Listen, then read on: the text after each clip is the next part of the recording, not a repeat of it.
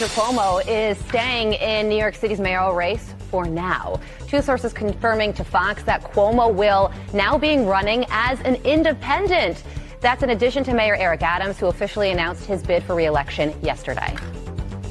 We're going to lift up the city of New York. And so I'm asking you, New Yorkers, to continue to stand with me as we move this city in the right direction.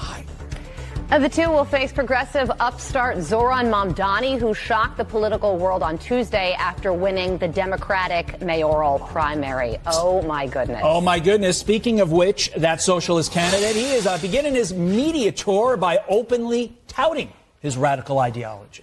You're a proud democratic socialist. Do you think that is a platform that would work for other candidates running in other parts of the country?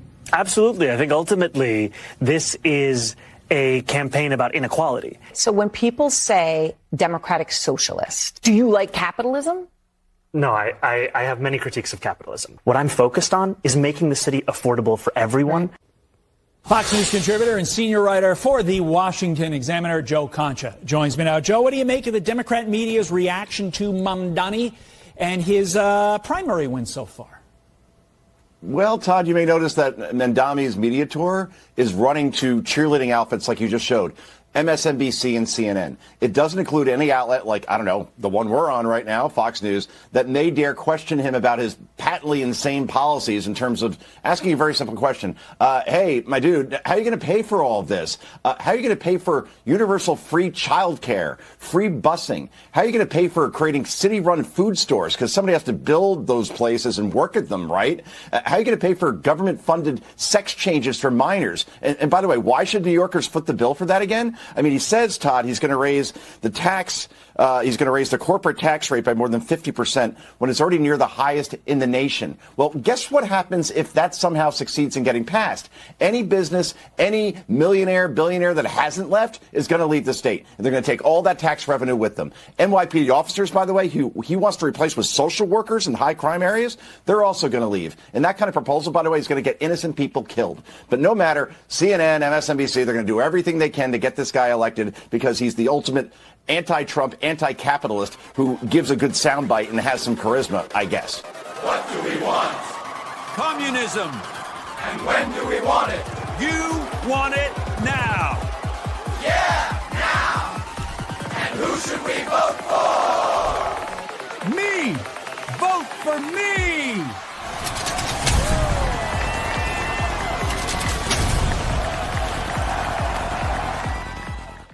Very good. Okay, we got the AI robots now voting in New York. We are freshly back from New York City. Good morning and welcome back to the Benny Show. We did a single-day trip, a surgical strike on our own nuclear facility, a nuclear story that we look forward to telling to you today on the program. We'll give you a little preview of what we're cooking up right now, and I can tell you one interesting nugget off the very top of the dome. The president is very interested in what we just did up in New York City. A very interesting story. We're going to talk about it in just a second. Today is Friday, June 27th, 2025. This is our last Friday show in June. We are rip-roaring, man. This has just been a wild, wild year and a blazing fast news cycle. It has been something that we've been trying to capture, energy in a bottle, and we appreciate you rolling with us as we cover all of the day's news. We try and keep up the pace and the energy, and we're proud of our team here for doing that. Calls for Democrat New York City mayor nominee to be denaturalized as an American citizen and deported over commie past. Very interesting. As soon as this scumbag, his name's Zohran Mamdani, as soon as this scumbag was naturalized as an American citizen, he started calling for the destruction of the statues of our founding fathers in this nation. This is the kind of filth that we are allowing to become American citizens. We were never so reckless as a country. We need to tighten it up. You can't be allowing insurgents, people who didn't build this place and people who hate this place, to become American citizens. It's going to end terribly. We have a good example of this, and of course, it's the Roman Empire, but we're getting ahead of ourselves here. We're going to talk about that today. Also, the Pentagon scorches treasonous media, and Donald Trump outs the leaker of the information that says that we didn't actually destroy any nuclear sites in Iran. Yeah, baby. CNN changing their tune, and it is a beautiful thing to hear. America's Mayor Rudy Giuliani joins the program today live. What a booking. Come on, it's perfect. And Andy Ogles of Tennessee, he's a congressman. He's a congressman calling for the denaturalization of this commie. And why would that work? Oh, baby, we're going to cover all of it. And it turns out that he has actually a really great case here. Here we go. My name is Benny Johnson, and this is The Benny Show. We just want to say thank you. We just want to shout out the crew at YouTube, chat. The YouTube chat, those watching on YouTube, we broadcast, we stream concurrently, simulcast on multiple platforms. We love you no matter where you watch. But on YouTube, we just passed 5 million subs.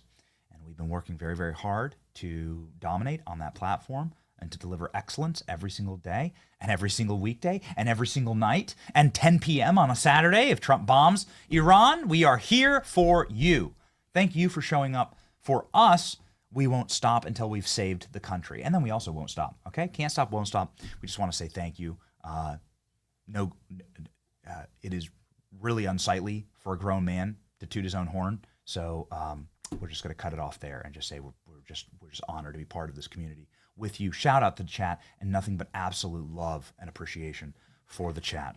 Okay, ladies and gentlemen, I do the heart right here, and the heart right in the middle of the chest. I'm glad that I'm able to do that. I'm glad my heart's still ticking. I do have extremely high blood pressure. I do talk about it a little bit. This job, probably not the best. Probably should have been like a gardener or something. Probably not the best profession for a high blood pressure job. Or maybe it is. I'm not sure. But we keep the intensity going. But you got to make sure you keep your ticker going too. 120 Life is how I do it. 120 Life is an excellent option for you to lower your blood pressure naturally using 5 natural ingredients blended together in a delicious drink.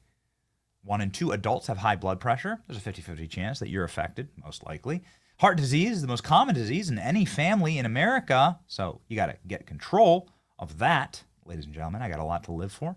Starting with 4 kids, this beautiful company, and our team here. Also, you. We want to show up for you. You show up for us. Anyway, keep your ticker going and stay healthy. This is the season for that. It's endorsed by 750 doctors and is trusted by healthcare professionals around the country. 120 Life. You can try it today. 120 Life, save 20%. Just use the code Benny at checkout. 120life.com. 120 Life offers a risk-free trial, free refund.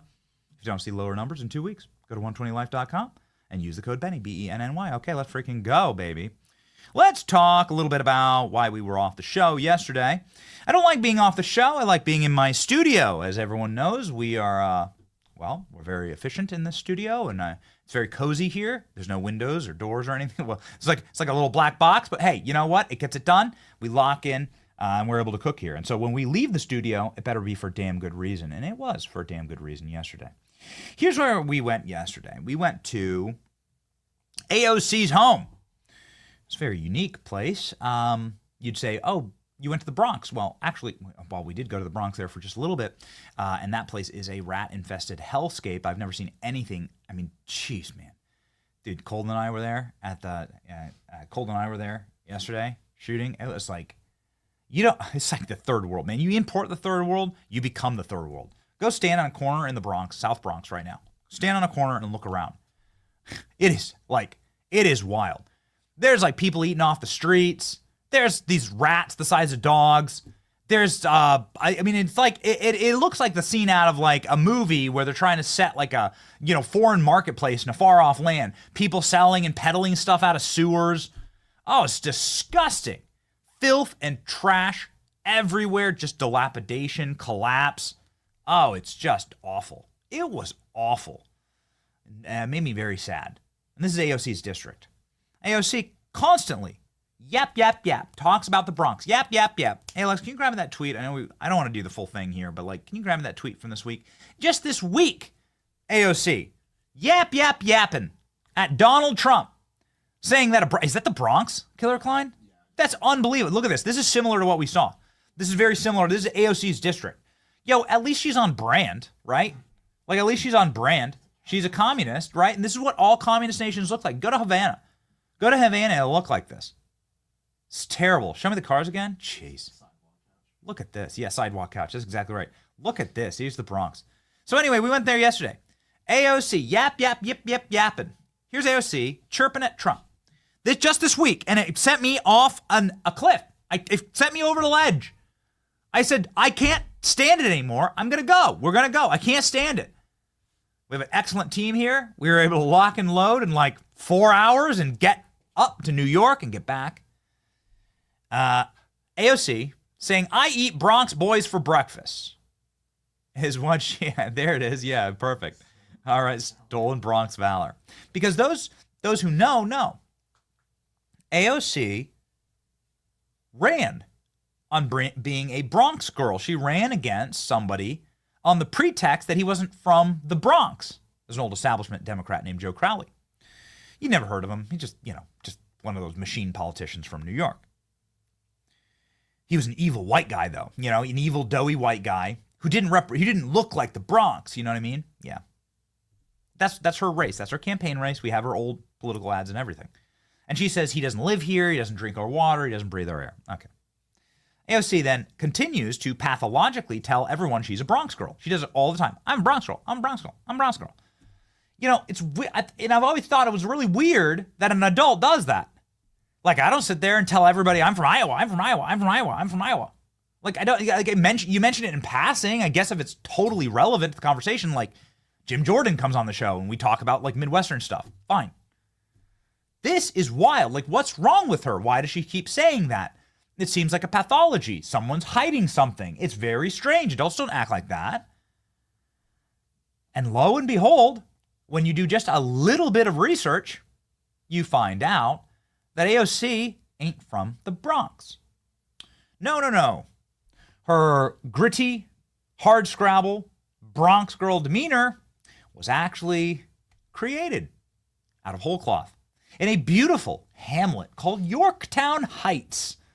A clean, rich, happy, safe suburb 90 minutes away from New York in the leafy upstate territory where you go to do leaf tourism right in the fall and get yourself a coffee and a cookie.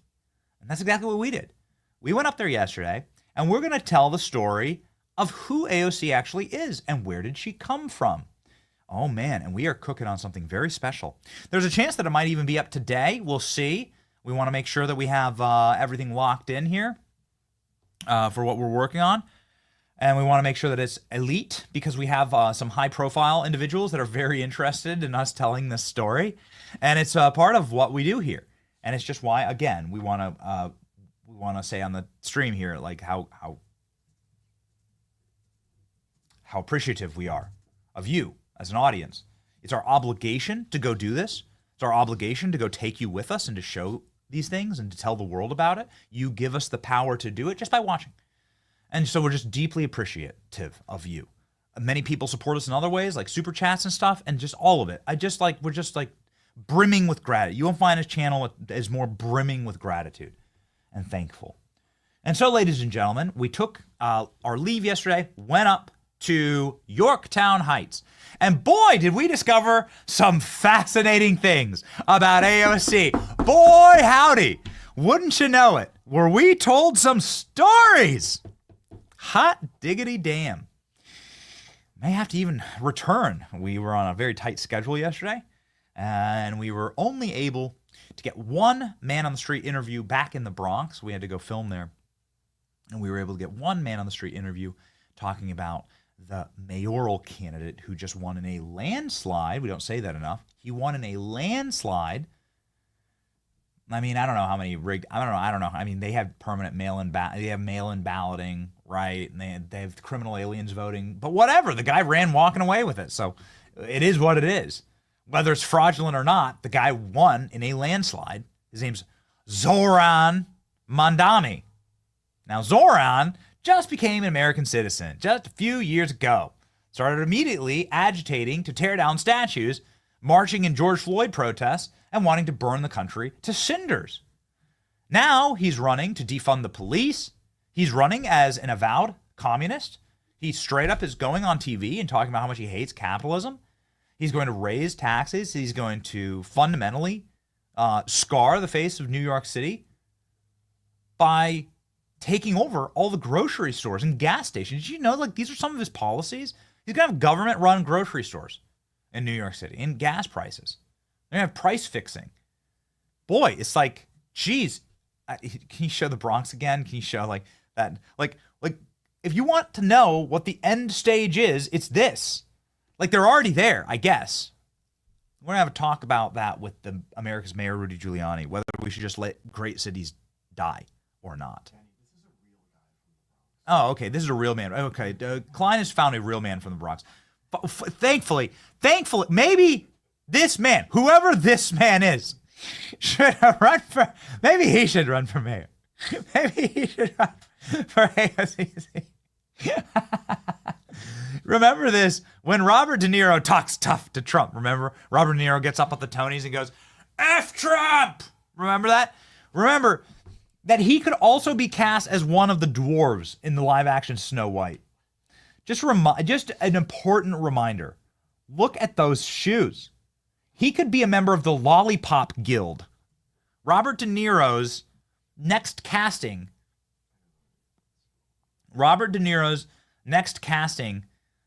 could be a small child, a small baby crying. Look at those shoes. Look at that. Those are some of the tallest buildings in New York right there. This is embarrassing. Okay, well, ladies and gentlemen, here we go. We are looking at a collapse in New York, the likes of which we've never seen. Is it good to let our big cities crumble and to let these people get what they want? Or should we as Americans have righteous indignation and say, no, damn it, you're not allowed to do that to my city? Well, there's something interesting that's happening that's been bubbling up right now, and it is the question about denaturalization of Zohran. You know, interestingly enough, there's something in the naturalization papers in America, a little unique artifact, I guess you could say, from a time gone by where we didn't used to like communists in this country. Turns out you can't be a member of the Communist Party and become a citizen here in America. That's still the rule. In fact, it's one of the biggest rules that there is.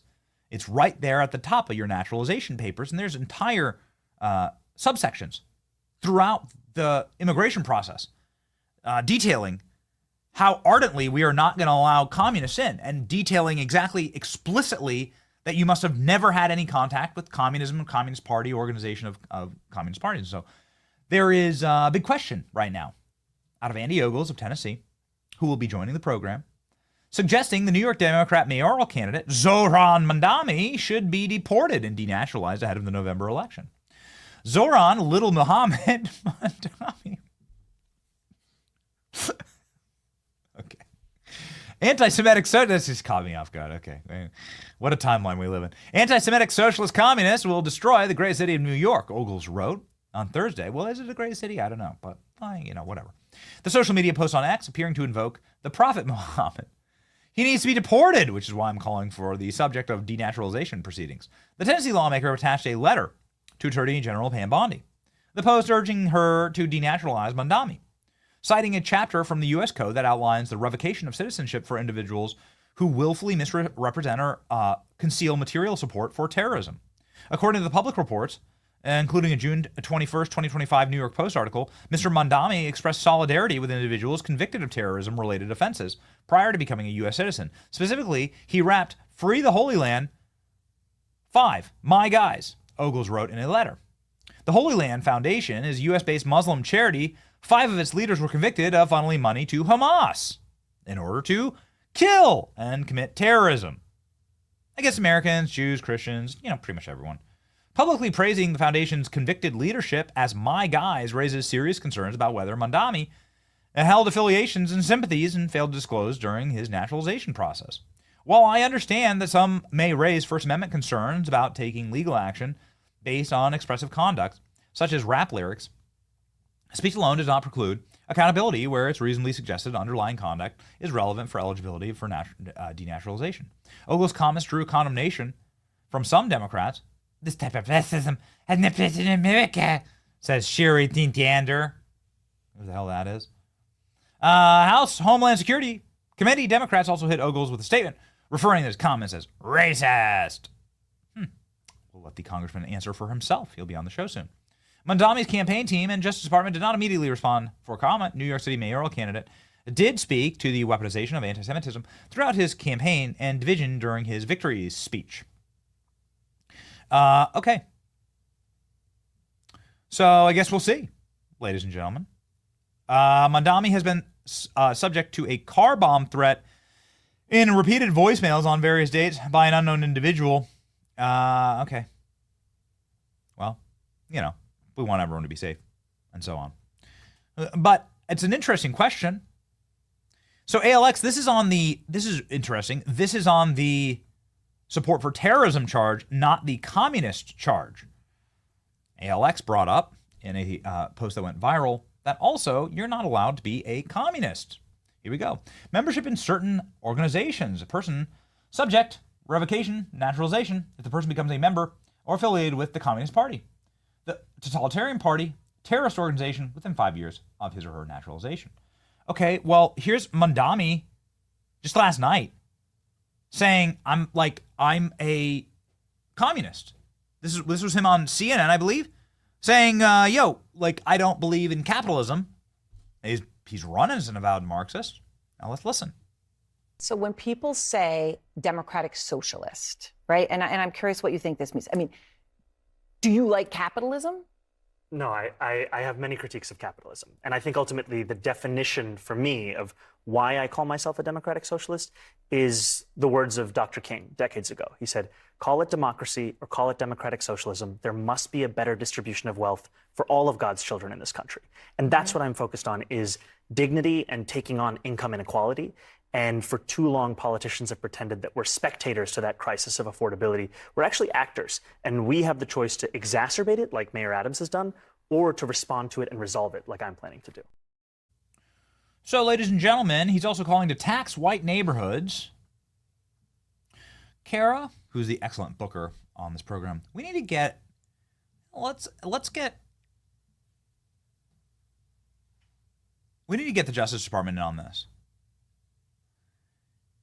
Zohran Mamdani proposes taxing white neighborhoods in New York City. We need to get the Justice Department Civil Rights Division on this. Leo Terrell would be great. Let's ask, is this allowed? You know, are you allowed to do this? It's amazing. This is going to be super fun to watch from afar. Give me this article, boys. I need to read this. Give me this article. Tweet's not enough. I need the article. What does that mean he's going to tax white neighborhoods more? Okay, Zohran Mamdani proposing taxing whiter neighborhoods. Let's go ahead and read. It really does give you a tinge of South Africa, doesn't it? Not just a tinge, literally South Africa. New York City's Democrat mayoral candidate, Zohran Mamdani, has said that he wants to shift the tax burden to richer and whiter neighborhoods. This is an exact quote. This isn't some type of illusion or alliteration. This is this is a quote from him. A housing policy document on Mamdani's official website includes a pledge to shift the tax burden from overtaxed homeowners in the outer boroughs to more expensive homes in richer and whiter neighborhoods. Newsweek contacted the Mamdani campaign by email. They wouldn't respond. Mamdani's proposal has already sparked backlash, with conservative commentator branding him as racist and urging New Yorkers to support incumbent Mayor Eric Adams, who is running in November as an independent. New York City's mayoral election campaign has already turned bitter, with several Republicans suggesting Mamdani, a naturalized U.S. citizen who was born in Uganda, should be stripped of American citizenship and deported. Mamdani's official campaign website, policy memo, titled Supporting Homeowners and Ending Deed Theft, the document says that if elected, his administration will shift the tax burden to richer and whiter neighborhoods. Is this legal? See if we can reach. I want to find out in the time of this interview. I need to find out in the time of this interview. Reach out, ladies and gentlemen, to Leo Terrell. I want an answer on this, team. I want an answer on this.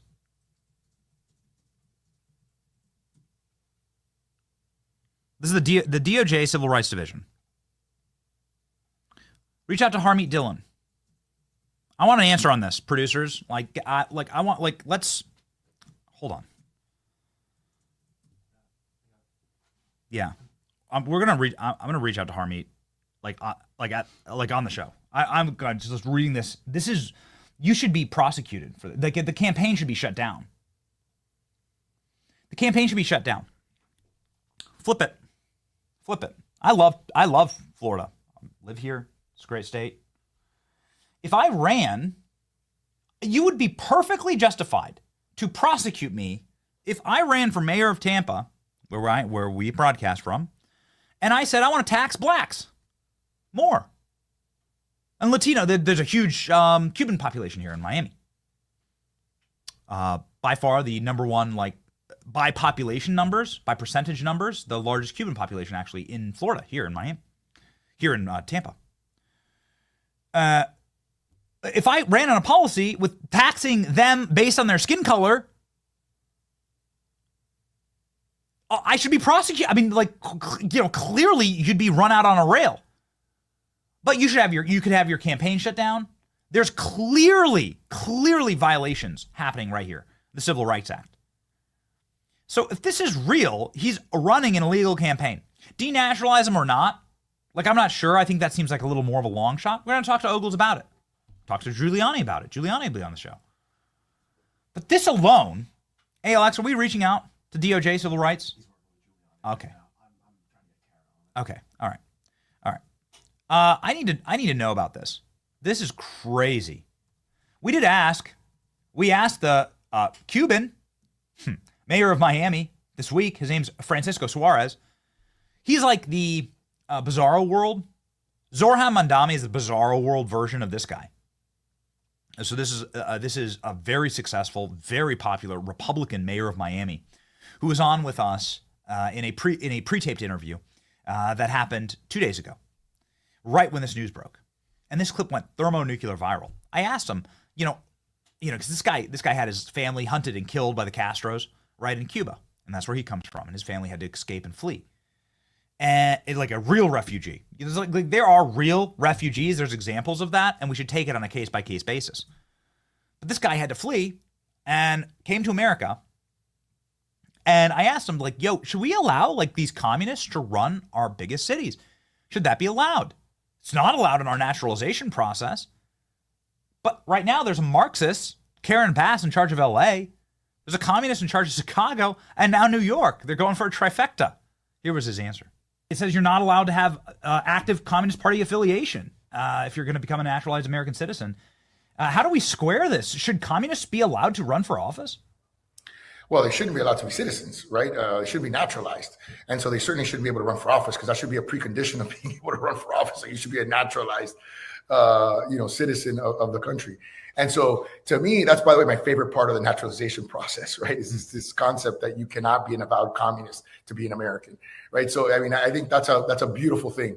But I think, communism, what people don't understand is communism is a virus. It's insidious.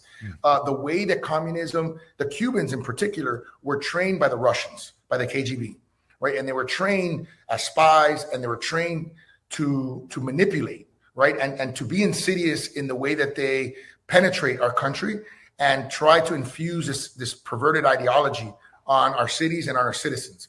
And so for me, when I see this happening on a big scale in a big city, I get alarmed, which is why I reached out to you.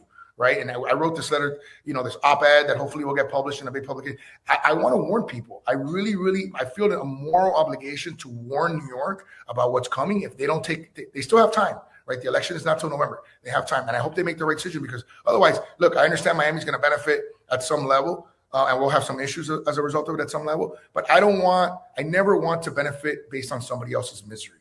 Right. And I think that's what I see happening. I don't think that you should be allowed to run for office as a communist. Can we say that? Yes. It's antithetical to the nation. It's antithetical to our country. Do you understand that if you let enough people come in that have ideas that are corrosive to your culture and nation, you won't remain, you won't survive. You'll become that nation. There are plenty of Ugandas out there. There are plenty of Zimbabwe's out there. That's where this guy's from. He's from Uganda. There are plenty of places like that. Total hellholes, total hellscapes that are run by Marxists. They're trying to bring that here. Why? And if we bring enough of them here, that will happen. We talk about this when it comes to what is a place? What are a people? A place isn't the geographic location. Just use an easy example. If you bring every Haitian from Haiti, you empty the entire island and you bring every Haitian directly in to the Midwest, which is what they did, which is what the Biden administration was trying to do. And you put them all in Ohio. It ceases to be Ohio. It becomes Haiti. Haiti isn't the geographic location. It's not the rock. It's not the island in the middle of the ocean. The rock in the middle of the ocean. That isn't Haiti.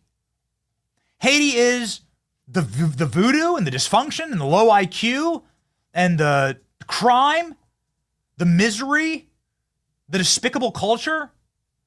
All of that bundled together lives within its people. And if you bring every Haitian to Ohio, Ohio goes away as you know it. And it becomes Haiti. You don't have to wonder about this. You can go check in Youngstown, Ohio. They were eating the cats and dogs. You can go check in on how little Somalia is doing in Minneapolis.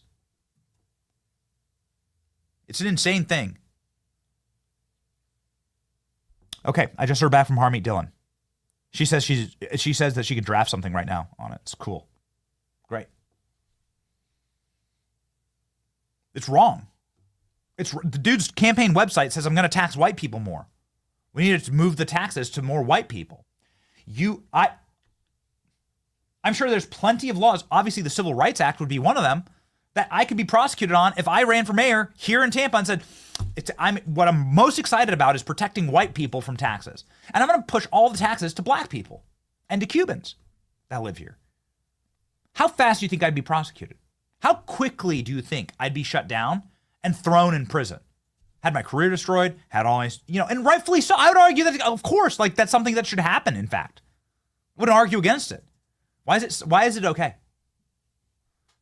It's wild, man. Violence is a construct. These are really dangerous ideas. Violence is a construct. There is no such thing as actual violence. Everybody just needs to be rehabilitated. The cops need to be turned into social workers. Listen to this. Oftentimes, we've even found as legislators, when we go into these courts, the term violent crime is even used when people are stealing packages. Violent crime is even used when people are accused of burglary and there happens to be a housing unit in that same dwelling. So violence is an artificial construction. And we have to be very clear that what is happening here with these district attorneys, that is violence. That is violence of the highest degree. So we went to New York yesterday. Luckily, we were able to find a New York police officer in the Bronx, in the South Bronx, in a rough neighborhood. And we found this cop who walked right up to our cameras. And I asked him, are you excited about getting defunded? Which tweet is it? I want to defund the police because they're not queer enough. There's one of his tweets. It says, it's time for me to defund the police. It's time for us to defund the police. He says queer liberation means defund the police. That's perfect, Klein. Yeah, this one too. We need to defund the police. We don't need an investigation that the New York police is racist and anti-queer and a major threat to public safety. They're not trans enough. Our cops aren't trans enough. We need to defund them, he says. So I went and asked a New York City cop about this. I said, what do you think about that? And his response Rings like a bell. Here we go. The primary in New York, the socialist won. His name's Zoran Mandami. That retarded guy. Oh, man, this guy's mentally disturbed. It's terrible. Whoever voted for him is heavily medicated. Because, come on, man, we're trying to get things done right. He has a famous tweet up that says, the New York City Police Department, we know that they hate gays and queer people and trans people. Because he's gay. That's why. He doesn't want nobody to know that he's gay, so he's being quiet about it. A lot of people like to be quiet about their gayness, but this guy's probably the biggest gay lord in the 5 boroughs of the New York City area. Gay! He said he wants to defund the police. You down with that? No, man. I got 32 years on the job. Thank you for your service. You know, people like this guy, sometimes we just got to bounce them off our chest and hope for the best, man. Because the people that probably voted for him were afraid. But that's the only way I see it. So he says he wants to defund the police. Would that be a bad thing for the city of New York? It would be bad, but I don't think that's going to happen because we're too strong. You know, he won by luck. But that's the way it works, man. We're going to stay here forever, brother. NYPD forever. Not going to top that. Got him. Got him. Okay. It's perfect. It's perfect. It's perfect. It's perfect rap horn material. All right. All right, ladies and gentlemen. Okay. So it's an exciting time. I want to get to one more thing that has gone viral. If you were watching the audience and you're young or old, you probably grew up with Rush Limbaugh on your radio. I know I certainly did. Did you grow up with a Rush Limbaugh booming through your stereo? I met Rush just one time, and I got to chill with him backstage. We had a great chat, and he said, I go walking up to him to shake his hand, and he looks me up and down, and Rush Limbaugh shakes my hand, and he goes, "Don't tell me that you grew up on family trips driving with me in your car." I was like, that's exactly what I was going to tell you. Road trips in the 90s with Rush Limbaugh just cracking over the radio. That's the way that I grew up. It's probably the way that you grew up. Rock and roll. Mix of Rush Limbaugh and AC/DC. This damn good upbringing. This is one that I missed, ladies and gentlemen. Rush's rules for immigration. They may sound harsh today, but let me tell you, damn it, this is how, if we had listened to Rush Limbaugh, we would have saved our country. Are we too far gone? I don't think so. I'm not a black pillar. But hot damn, did Rush ever nail it? Here, let's listen. Everybody's making immigration proposals these days. Let me add mine to the mix. Call it the Limbaugh laws. First, you immigrate to our country, you have to speak the native language. You have to be a professional or an investor. No unskilled workers allowed. Also, there'll be no special bilingual programs in the schools with the Limbaugh laws, no special ballots for elections, no government business will be conducted in your language. Foreigners will not have the right to vote or hold political office. If you're in our country, you cannot be a burden to taxpayers. You are not entitled to welfare or food stamps or other government goodies. You can come if you invest here, an amount equal to 40,000 times a daily minimum wage. If not, stay home. But if you want to buy land, it'll be restricted. No waterfront, for instance, and as a foreigner, you have to relinquish individual rights to the property. And another thing, you don't have the right to protest. You're allowed no demonstrations, no foreign flag waving, no political organizing, no bad-mouthing our president or his policies. You're a foreigner. Shut your mouth or get out. And if you come here illegally, you're going to jail. Now, you think the Limbaugh laws are harsh? Well, every one of the laws I just mentioned are actual laws of Mexico today. That's how the Mexican government handles immigrants to their country. Yet Mexicans come here illegally and protest in our streets. How do you say double standard in Spanish? How about no mas?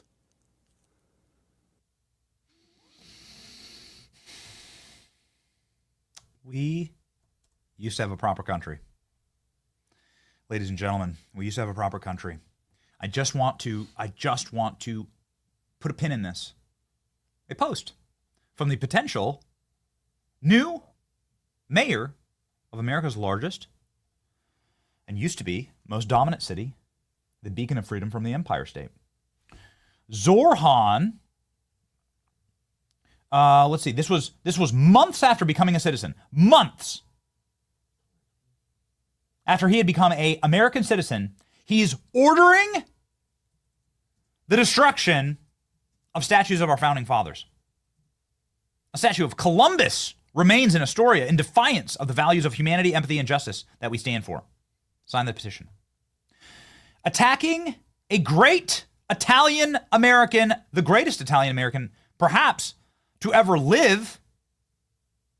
Ladies and gentlemen, joining me right now is a very great Italian American, still standing, a man who stood for New York and still stands for New York, and who I believe could potentially save this great city. Please welcome America's Mayor Rudy Giuliani live to the program.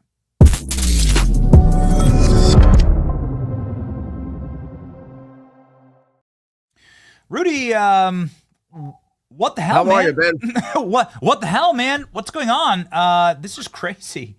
I don't even know where to begin. I guess the table is yours. What's happening in New York? Let's just start there. Yeah, the worst possible result that I could have imagined when I was leaving the mayoralty and before September 11th. So I spent a lot of time thinking about, Ben, the idea that I had 8 years, I was term limited. I had accomplished more reform, quite honestly, than I thought I could. And I found that once you get the reform movement going, it builds on itself. Like I thought I'd get about a 50% reduction in crime. I got a 70% reduction in crime. I thought I'd bring welfare down by a couple 100,000. I brought it down by 600,000, 500,000 working. After a while, they take over. They turn from the government workers turn from being not motivated to they're human beings after all. And they turn into being very excited about getting people off welfare, getting them jobs. So I said, how do I keep this going? We're going to go back into a corrupt democratic city as soon as I leave. This is before Bloomberg came along. So I started a year and a half before what I call institutionalizing what we did. We had a CompStat program. It measured crime for us in the department. It's an ingenious program, won many awards. It has worked in 4 countries and 5 other states. And it's also failed, and I can tell you why. But I made it public. I went transparent. I said, if I put these statistics out every week, the last year I'm in office, they'll get used to it. And then they're going to want the next guy to do it. And when crime plummets, they'll know about it. Well, that finally worked, actually, but years later. I did the same thing with welfare numbers. I put them all out. I let myself be, and I was criticized for some things that they said were wrong, but I took it. I said, whoever, this will be our insurance. And it worked all during Bloomberg, but it worked because we had an honest mayor. Bloomberg ideologically now is somewhere between, I don't know, center field and left field. But when he was mayor, he was right in the center. And he was a Republican for half the time, independent, Democrat, kind of like John Lindsay. He went off wrong. I always say that LaGuardia and I were the only 2 real Republican mayors in 150 years. But the problem is now it's been taken over by the corrupt Democrat Party. Started with de Blasio. And it's operating the way it's operated in most of its tenure as a corrupt, completely dishonest Democrat city going back to Boss Tweed. You get very few honest administrations if you bother to study the history of New York. Always, they're Republicans, independents, or what we call reform Democrats, like Koch.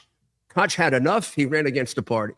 That's what you would need now, I would think, a reform Democrat or a charismatic Republican that knows how to get votes. And I'm trying to search between, honestly, what I'm doing, I'm trying to figure out who's the least bad choice that can win, or a relatively good choice. Let me be fair. And I think it's between Adams and Sliwa, between the 2 of them. They can't both be on the ballot. That's very, very hard for your ego.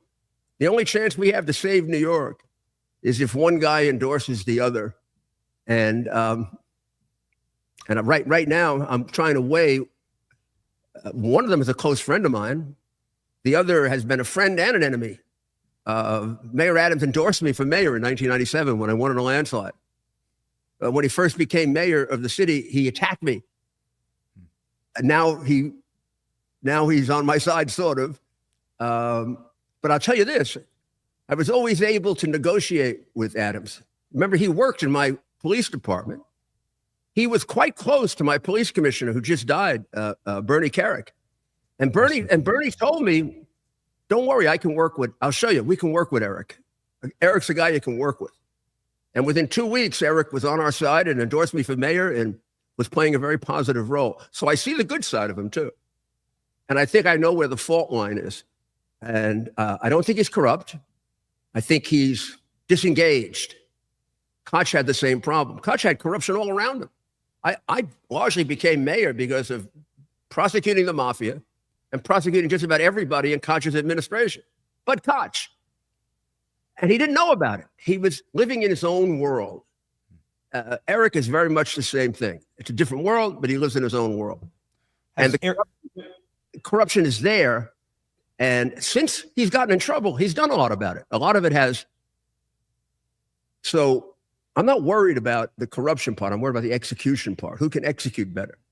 Curtis knows the streets of the city better than anybody right now, probably better than me, because I'm away for some period of time. The question is, can he get elected? Because he's coming out of the Republican position, which I think went down to 18% of the vote. And he also has been typecast. We love him, but do we see him as a mayor? Or do we see him still as a kid protecting people on the subway, which most people liked and some people thought was vigilante? I loved it. I embraced Curtis as a kid. He was getting attacked by everybody in the city. Koch, the police, they're all jealous of him. And I was U.S. attorney, so I had some role in law enforcement. And Koch liked me at the time. We worked together. It was an era in which the federal government and the city government worked totally together. And I convinced Koch to lay off him. I said, look, the police, it isn't the police's fault. It's all the stupid laws you have and the crazy judges you have. The cops can't do their job. They arrest a drug dealer on the Lower East Side. 2 hours later, he's back out on the street. Everybody on the street thinks your cops are corrupt. And it's the Democrat judges that are corrupt, not the cops. So we got to put him in and not let him come out. And Koch asked me if I'd arrest him federally. And I did. And they didn't. And all of a sudden, that was the beginning of the turnaround. Then I lost to Dinkins the first time, defeated Dinkins the second time, and then I put it in place for the whole city. And that was the beginning of our reduction. Adams is capable of doing that, except there's a difference. He's got an insane city council. The problem here is Mondami could do police defunding. He has the votes on the city council to do it. Wow. Adams has had to stop it, and he's never been able to do refunding. They already took $1 billion from the police department. Police department got defunded as part of the phony Floyd thing. That money has never been put back. Adams has tried 4 times. City council kills it. State legislature won't help him. They're both heavily radicalized, much more so than any other place, but maybe California or like the crazy things you hear Mondami saying, our city council has been saying for 3 or 4 years. They passed a law that non-citizens can vote. Even though the New York Constitution has as a qualification for voting, you have to be a citizen. I mean, this is blatantly unconstitutional. Here's the rule, here's their law. And it took the New York courts 3 years to declare it unconstitutional. They actually had trouble with it. I recommended that every judge who had trouble with that should go back to law school for 3 years and then come back as a judge. But that's the position we're in. He has to be defeated. I generally don't like the exaggerators, but if people are telling you, as the Post has in its editorials and the Wall Street Journal in its editorials, this could be the end of the city as we know it. We've been at that point a few times. This time the fall is much greater than it would have been then. If I had not been elected in '93, the city would have fallen deeply into debt and into crime. Not irreparably. Somebody could have come along 4 years later, maybe 8, because what they had in mind was insane and irresponsible, but it still was well within American form of government. What they have in mind is to change us. They want us to be a communist government. I mean, I know people resist that, but they don't bother to read the history of American education going back to the mid-19th century. They've been planning this since 1850, and they've accomplished it. And now the things that he says There should almost be a movement to put him in jail for the things that he says. And then people who respect the First Amendment and everything say, no, don't put him in jail. It isn't right. He has a right to say that, but they're horrendous. But instead, he gets elected. It's very frightening to those of us who love the city. And then when he said he's going to raise taxes on the rich, Benny, there aren't going to be any rich left. If he keeps saying it, by the time he gets elected, there won't be any rich left. I moved to Florida a year and a half ago. I was probably the last neighbor on my block who did. I see more New Yorkers in Florida than I do in New York. I don't even feel I'm not at home. I go out in Palm Beach, walk around. I go to West Palm. Then if I really want to see a lot of New Yorkers, I go to Boca. Most of my friends I can get together with now, instead of getting on the subway, a 20-minute ride. And I thought DeSantis was very good when he held the press conference, almost saying, okay, I've got enough of it now. I want to see New York survive for the good of Florida, for the good of America. So, hey, don't kill it. There's a lot of people who are really critical of a number of elements of Mamdani and his platforms, and these are just things that he's said or tribes that he's been a part of, whether it's Hamas or whether it's communist ties. But I'd really like to dig down, since you were a federal prosecutor, into something that is directly on his campaign website. Now, you say that he should be put in jail. No. I don't think he should be put in jail. But I think 20 years ago, people would have said that, and all of us responsible people would have had to have said, "No, you can't put him in jail for that." But So it sounds like things he should go to jail for, but you shouldn't. So, and then this is I think the probably most cut and dry case, Mr. Mayor. On his campaign website, he says it's time for us to tax white people more, and it's a direct quote. He says we're going to move the tax burden into white neighborhoods in New York, into wealthy neighborhoods, and away from presumably brown neighborhoods based on skin color and race.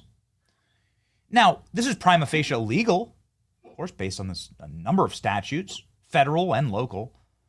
What's your take on this as a former federal prosecutor, Mr. Mayor?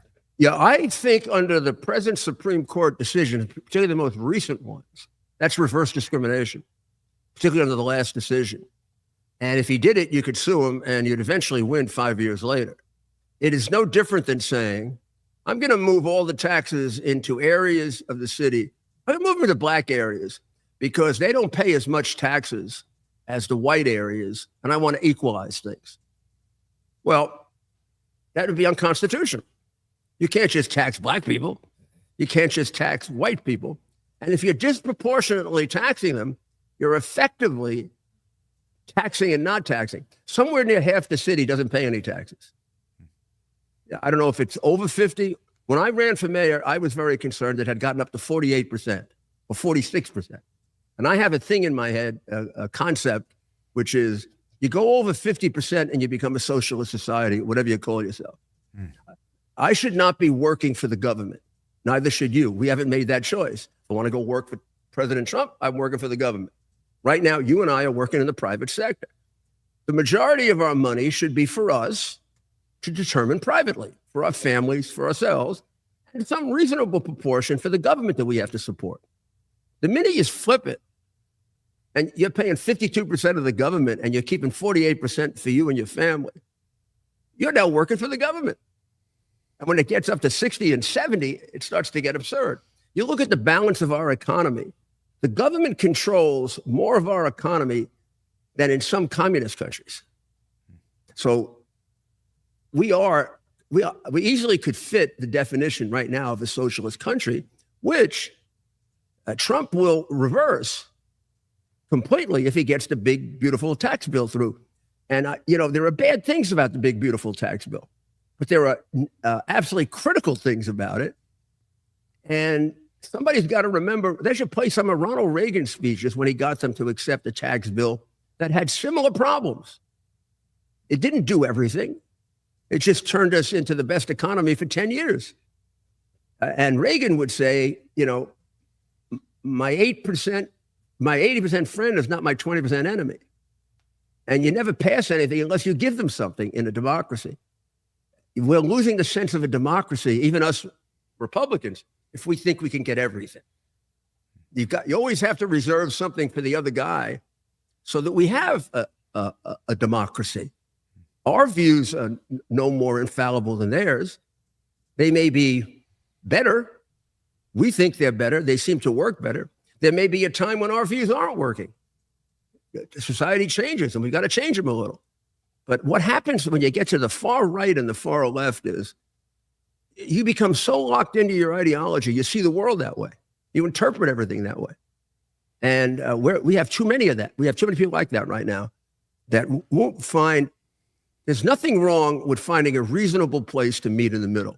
There is something wrong with giving up your principles. And those are two different things. One is necessary for lots of people who will never all agree with each other to have a rational organization of some kind. And the other is what happens in a society that breaks apart. And I am very, very impressed with Trump's second term. He's almost a different man. You know, I was close enough to saying his first term, he might have been one of our greatest presidents. But hard to get over Ronald Reagan for me. I worked for him for 8 years, and he's my hero. This one, he's facing bigger problems than Ronald Reagan ever dreamed. No, wrong. Ronald Reagan dreamed of these problems, and it worried him. He saw us going there. He would not be surprised now if he came back and saw where we were. This is what used to keep him up at night. And I'll tell you who wouldn't be surprised: Hamilton and Madison and Jefferson. They always feared that the conspiracy that could occur if too many people became zealous, too many people were poorly educated. It's the educated in our society that are the bigger problem than the uneducated. People wonder why. Because a lot of the ones who were educated to be Marxists, nihilists. They've been educated to hate America and destroy America. And that's why it's weird that you have them very often supporting these crazy ideas. And you have the working people who have to be practical saying, what do you mean? Government grocery stores? Eventually, the only thing we'll be able to buy is Spam. So government grocery stores. That's how it breaks down, actually, along the lines. The lower to middle classes were voting for Cuomo, vote for Adams, and the upper classes, the Wall Street and the very rich neighborhoods, were voting for Mondami. So it truly is champagne socialism. It's egalitarian Marxism. It is. And it's hard sometimes to see the basis of that until you fully accept the fact that our public school system, in large measure, has been completely infiltrated. And it's the public school system that right now is working more for China than for America. It's training our kids to be Marxists. I mean, you take a poll of our kids and they think socialism is fine, like Tampon Tim does. So, yeah, I mean, I'd like to broaden maybe our net for just a moment to the Marxist and or like small or large C communist mayors of Los Angeles, Minneapolis, Chicago, some of our great American cities, now potentially New York, having a avowed communist mayor. He was on CNN last night. Mondami was on CNN last night saying he hates capitalism. He's not a capitalist. He doesn't like capitalism. And so they're not ashamed of this at all. Should a communist be allowed to run for office here in America? They're not allowed to be naturalized citizens, Mr. Mayor. That's in the nationalization documents, I'm sure you know. You can't be a member of the Communist Party and be a naturalized citizen in this country.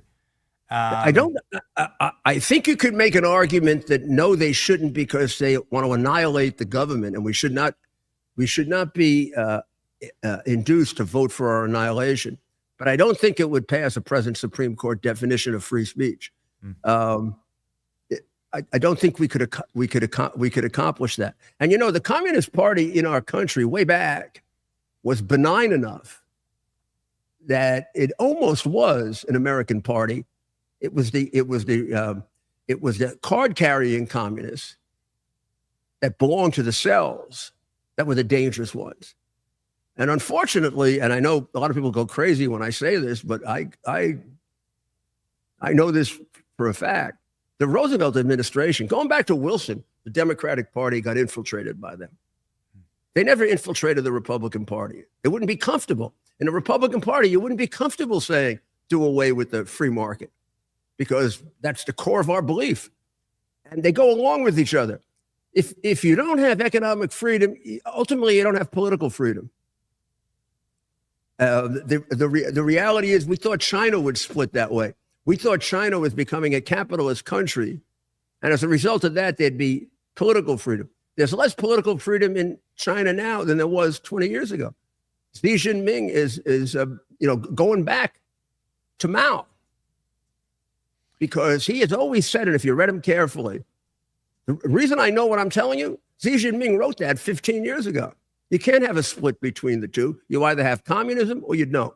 Communism is political and economic. You talk about infiltration and communist infiltration.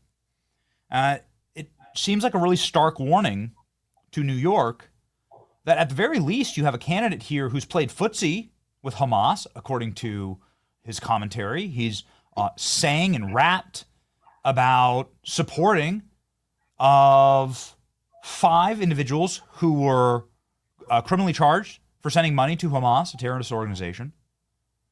You know, he himself is a Muslim. And I think there's a lot of people in New York saying, what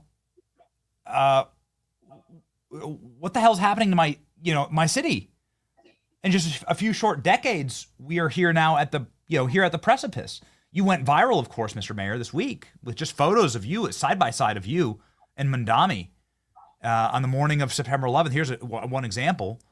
Some of the famous photos of you walking through the streets, taking charge, of course, after this terrorist attack, and just people saying, what the hell's, what's happened to this city?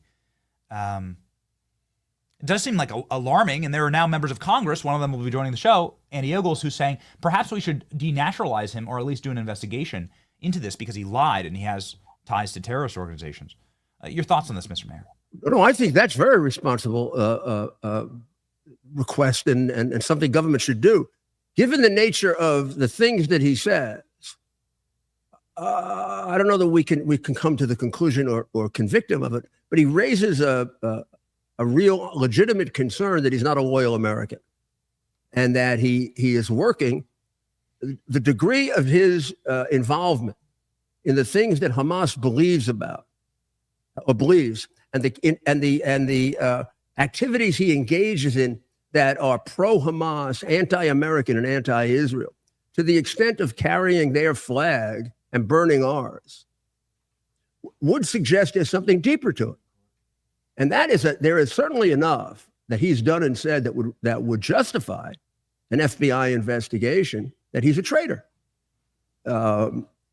Therefore, you'd want to know what kind of connection is there. I mean, I did a lot of these investigations in the Soviet era. A guy would come out and start saying, all the professors at the Ivy League schools, even back then, were pro-Russia.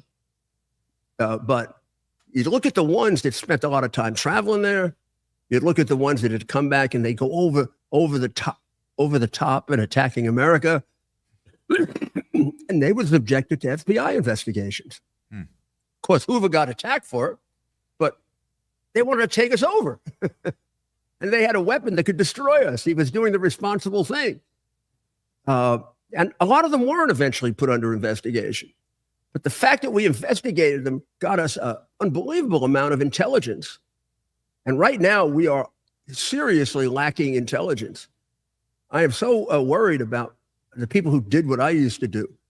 The way I look at it, I had about 90% more intelligence than they did. We have, it wouldn't be an exaggeration to say we have anywhere from 3 to 6 million bad actors in this country, many of which are terrorists. And in fact, nobody can contradict that because nobody knows how many we have and nobody knows who came in. Most of those people were not identified. The ones who were identified are a small minority. Even the ones we checked in, we never were able to check their background because Venezuela won't tell us, China won't tell us. Most of the African countries don't tell us. So the guy comes in and you say, are you a criminal? No. Are you a terrorist? No. How do I know? I call up Venezuela and they don't answer the phone. Maybe every once in a while we have our own criminal records, but those are sparse. They're not the kinds of things I would be used to. I did an awful lot of those checks, and 90% of them worked. The 10% that didn't work, we didn't let them in. The burden was on you to show us that you weren't a criminal, not the other way around. See, there's no right to come into the United States. Yes. It's a privilege. And since the whole world can't come in, the only way to fairly distribute that among the people of the world are the ones that can most easily fit in and make us better. Yes. Since we can't pick everybody, we have to have some kind of rational basis for deciding who comes in, not any crazy person that wants to walk in the door. And the best thing for us would be people who are responsible people that want to work and that, at least on a basic level, accept the American value system. Because if you bring in too many of the other kind, they're going to overthrow our government. No government would do that. No government does do that. They're not going to let you into a communist government unless you're going to accept communism. So that brings up a perfect point. I'm not trying to trigger you, Mr. Mayor. I know that you are one of the proudest Italians living today. But he says, Zoran Mandani, just minutes, Mr. Right. Mayor, after becoming a naturalized American citizen, he's advocating for Columbus statues to be torn down in Astoria. We have the statements right here. It is kind of like this entitlement, the narcissism, the entitlement, the smugness of these brats to come into this country where they're a guest. They're born in Uganda. They're living here as a guest, and then to sit here and agitate against our founding fathers to tear down their statues. I mean, I just want to. The table's yours.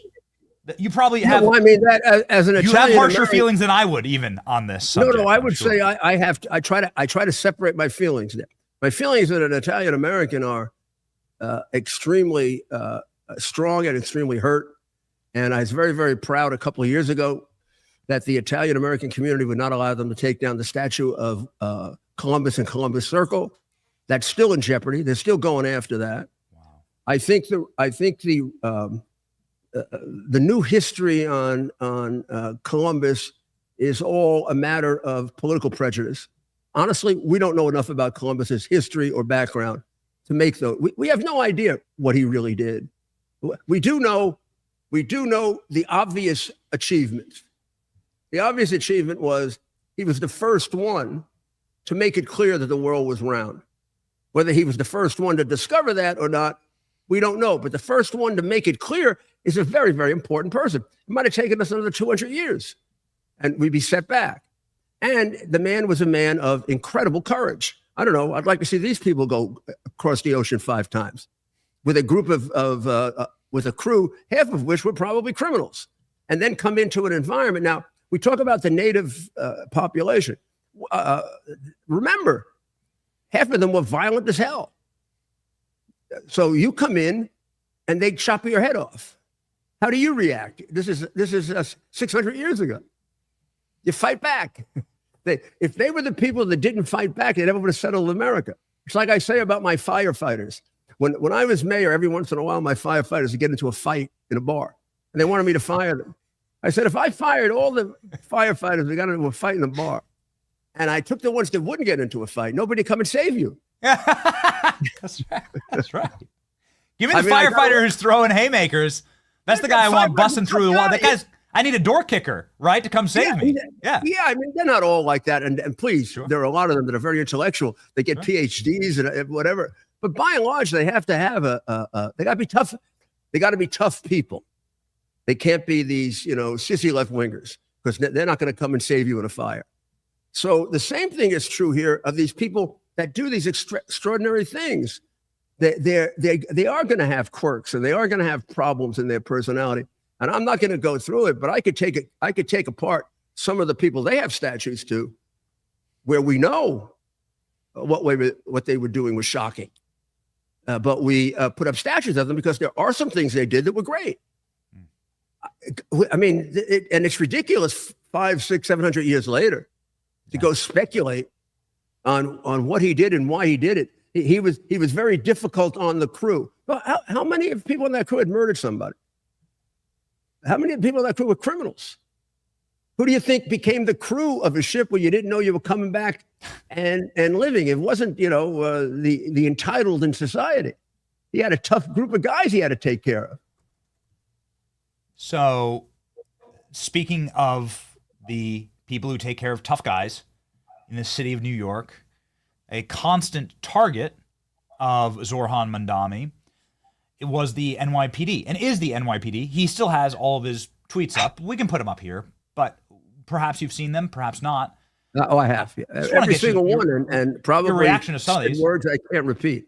Sure. Well, you've got to understand is the NYPD. This one says the NYPD is racist, anti-queer, anti-trans, and is a major threat to public safety.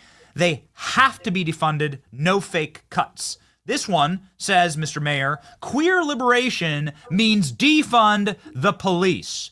What would it mean to have this guy as mayor of New York? It means that he said enough to indicate that he has criminal motivations.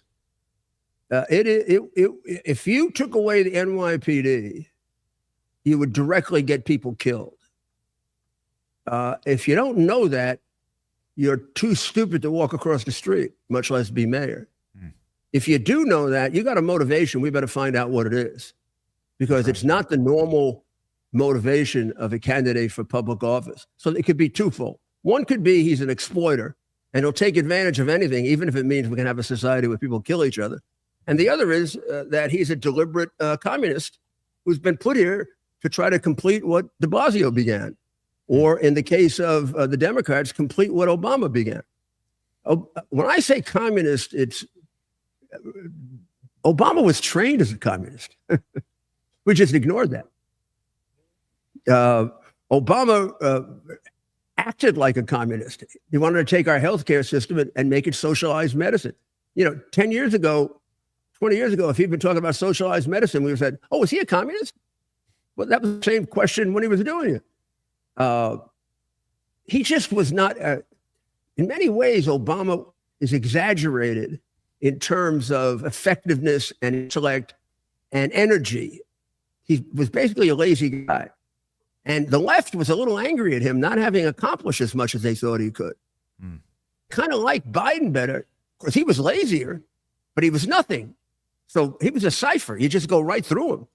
Whoever that committee was that ran the government would be similar to the Politburo in old Russia or present China. They were running things, and they were pure out-and-out lefties, to a point that I don't think Biden, when he was able to think, would have been that bad. But that was a better choice for them. I mean, they decided better to have a cipher than a guy like Obama, who can be a little bit lazy, doesn't follow through, and also had some degree of a filter. He had a sense of maybe he can go too far. So Biden had no filter. His filter were the people around him. And right now, we're not even sure exactly. I mean, you and I can make guesses on who they are, but we don't know yet and what their philosophies were. And I think they were hoping, I think they kind of settled on the idea, although maybe Kamala Harris would have been the same, but in some ways she seemed more stubbornly stupid. And therefore she could get herself into some kind of idea pattern that would resist them. Biden wasn't capable of that. I mean, I can't imagine that Biden in his somewhat rational years would have passed the relief for student loans, only because in his rational years, he articulated that it was directly unconstitutional. And then he did it. Supreme Court said it was unconstitutional. Then he did it again. I don't think a Biden, no matter how stupid he was, would have done something like that. He understood the government enough and how far you could go, and that you'd never be able to criticize the Republicans for that if you did that. So they had total control over him. And I think this review of who ran the government for that period of time is important to our history. And not just our history, our ability to figure out how to work our way out of it. I mean, you need to know when something very bad is put together, you need to know how it's put together to take it apart. Look at that leak on the attack on Fordo. That leak indicates that we have communist and Biden people right in the administration. A person of goodwill would never have leaked that. First of all, it's of low confidence. Why would you put out anything of low confidence? If they gave me something of low confidence, I'd say, well, that means we don't know if it's true or not. We're not going to put it out. That's the government. The minute we put that out, if we understand and we're realistic about modern society, the New York Times and the Washington Post will make it gospel truth. And what they're telling us is it's of low confidence. And then at the end, they say it's also of low confidence. They may have had a complete destruction. So this report just told me nothing. It's a report that I'd throw in the garbage and say, okay, come back to me in 2 weeks. Instead, they take it and they generate it as the world headlines, knowing if something is low confidence, it is probably not true. When would newspapers have ever done that 30 or 40 years ago? They'd have felt guilty doing it. And then who leaks that? What motive is there for the good of America to leak a low confidence report? If it's a high confidence report and it shows something bad, maybe there's a reason to leak it, although I still think you got to follow the laws. But the only people who leak that are people with bad motives. People that they heard Trump say it was a great success, and they're doing what Eric Sciarella did when he wrote the phony letter about the Ukraine conversation. And he's the guy who did it, as far as I can tell. Mr. Mayor, we have a very interesting post here from Zohran Mamdani. The last one I'll show you, but it's one where he says that New York City, he explicitly says New York City needs a communist mayor. He says, listen, what kind of a mayor does New York City need? We need a communist one. Here it is. My question to you is this, and since they're just out with this, since he's just being explicit about it and rubbing it in our faces, right? This is the post. These are his words. When somebody tells you who they are, believe them. Do you think, I mean, you've alluded to this, but do you think that this is an operation in order to bring some type of horrible tragedy visited upon the city of New York, to use it as like a beacon, that New York is a beacon of American empire and strength, and to to either plunder it into abject crime, misery, decay, and destruction, or to lay the groundwork for another horrible terrorist attack on the city?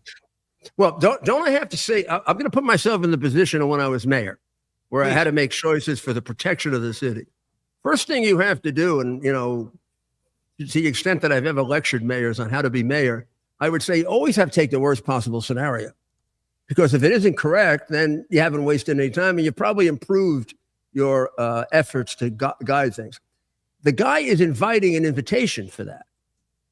In other words, I don't know how serious that is, but I do know if that is serious, that's treason. If it's serious. And it means the overthrow of the American government. If you've read Marx, if he is halfway this statement is treason, Mr. Mayor. Sorry to interrupt you. I just want to nail down. This statement is treasonous. This statement is treason if it's a serious statement from a well-educated man. And those two things have to be investigated. Was he throwing this out as political rhetoric, or is there something behind this? Here's what it does at a minimum. It invites the necessity for an investigation, not to interfere in the election or anything else, but to protect your city. Those are the things that are said by somebody who's going to attack your city. And those are the things that are said by people who just spout off and say stupid things. I was there when Ronald Reagan was shot. I handled the Hinckley case. And from the time that Ronald Reagan was shot, we treated the threat on the president's statute differently. We took it more seriously. Spent up a lot of resources. But if you said, I'm going to kill the president, even if you were pretty much not really serious, we still investigated you. And we figured it did two things. One, it got us the person that later on, which we're not getting now, says something like that and we ignore him. Number two, it stops them from saying it if they're being ridiculous. It wakes them up and grows them up.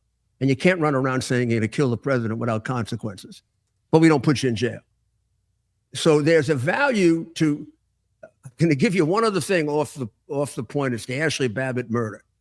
The Ashley Babbitt murder is crying out for a serious and first-degree homicide investigation.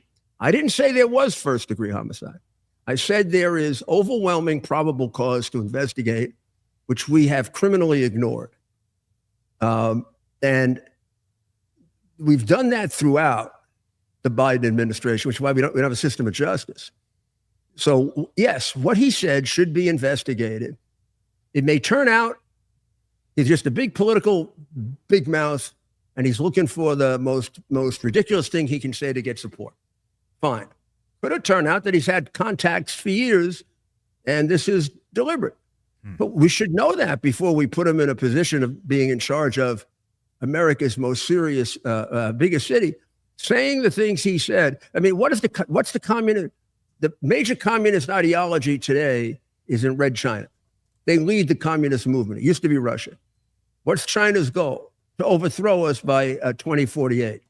When he says communism, is that what he means? Or does he mean something else? Are we going to take for granted he doesn't mean that? We're going to take for granted he means some kind of a just general definition of communism, or he's like Tampon Tim, one man's socialism is another man's freedom. In fact, Tampon Tim should have been investigated. 30 trips to China, teaching there, paid by them. That has all the earmarks of the people I used to investigate for being Russian and Chinese agents. Some of them didn't have all those earmarks. It could be true that there's nothing to it. But it says something about our society that we don't take that seriously. It's like we don't want to protect ourselves. Oh, I mean, it does seem like an assisted suicide in the city of New York. And, you've already alluded to how many people have left and fled New York City. Do you believe that there's going to be a mass exodus if he's elected? I mean, do you believe that city mass layoffs? Is there going to be like a total liquidation in the city? Talk to the real estate agents in New York the day after his nomination. Wow, they couldn't answer the phones. Wow. I have a from people trying to sell. From people trying to sell. I'm on the verge of signing of actually closing. I already have a contract. And I'm saying to myself, well, thank God it's over, because I don't know what would happen. And look, I love the city, and I would have stayed if I thought I could do something. But to them, the ideas that I have are so way out, so insane. I mean, when I was mayor, they used to call me Hitler. Of course, I paid no attention to it. I mean, I've been called a racist so long, I realize they're pointing out that I'm one of the few that really is completely non-racist, because I think people should be judged by their skin, not one particular skin color, and that's the way I've applied it throughout. I also am very, very proud of the fact that I saved more black lives than any mayor in history. You can't find a mayor of a city that came into office and X number of black people were dying, and went out of office, it's down by thousands and thousands and thousands because of the crime and welfare programs that I put in.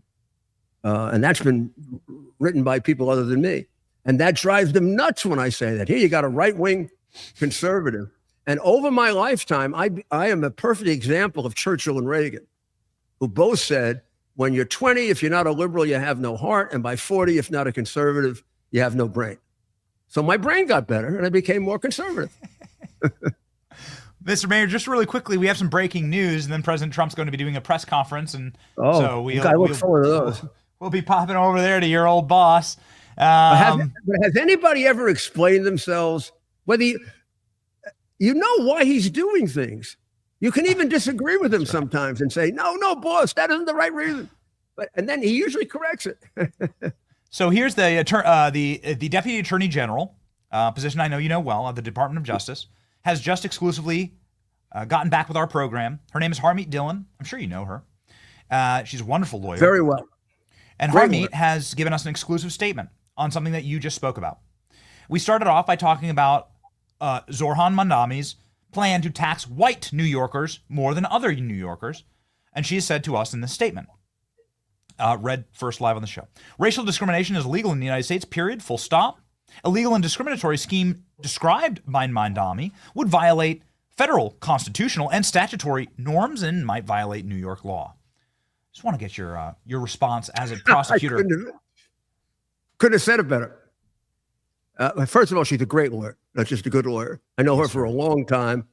This is a great appointment to a division that used to report to me when I was Associate Deputy Attorney General. The criminal part of it did. And I have great respect for it. It's got a great history. That's the division that integrated the schools starting under Eisenhower. The first one to use troops to get the black kids into the segregated schools was Eisenhower. Then Kennedy followed up on it. So they love to show the Kennedy thing, but they never show the Eisenhower thing. And my eventual boss was the head of the Civil Rights Division when that happened. She is in that tradition. This is that although not noted by many as that's a great appointment. She's a great lawyer, and she has the capacity of really turning that whole thing around. I assumed that you would. I assume that you would agree here, Mr. Mayor. Yeah, I over agree. Final question, and ladies and gentlemen, this is a press conference. Let's just put it up real quickly here. This is the White House press briefing room. Right now, President Trump will be out momentarily. This is the President Trump doing a victory lap, a massive win at the Supreme Court on birthright citizenship is what President Trump is going to go out into the press briefing room. This is a very rare occurrence and talk about. So, ladies and gentlemen, that's what Donald Trump is going to talk about. President Trump here on Truth Social. Giant win at the United States Supreme Court. Birthright citizenship hoax has been hit hard. And so he's going to be doing a press conference with Pam Bondi. All right. Ladies and gentlemen, we'll be covering that in a moment. Final question to you, Mr. Mayor. Has Eric Adams asked for your support? Has he called you? Has he begged for your support? No, he has not begged. I don't know if he asked for my support or I told him I was going to consider it. I have to make a choice between him and Curtis. And he knows that because he knows I'm very close to Curtis. And I campaigned for Curtis against him last time. But we have had talks about my telling him how necessary I think he might be I've been straight with him. I don't know which one's better. But you're in the category of I will. This has nothing to do with Republican, Democrat.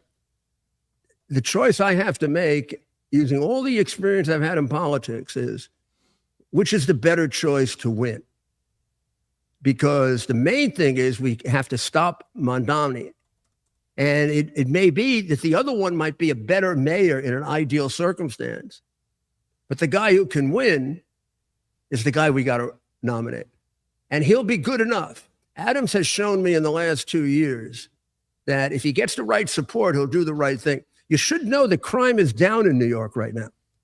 He's got the right police commissioner. She's a good police commissioner. And she knows what she's doing. She's using all the fundamental programs, which if she's more comfortable as a Democrat, she can say are Bloomberg's. But the one who initiated them was Giuliani and Bratton. Right?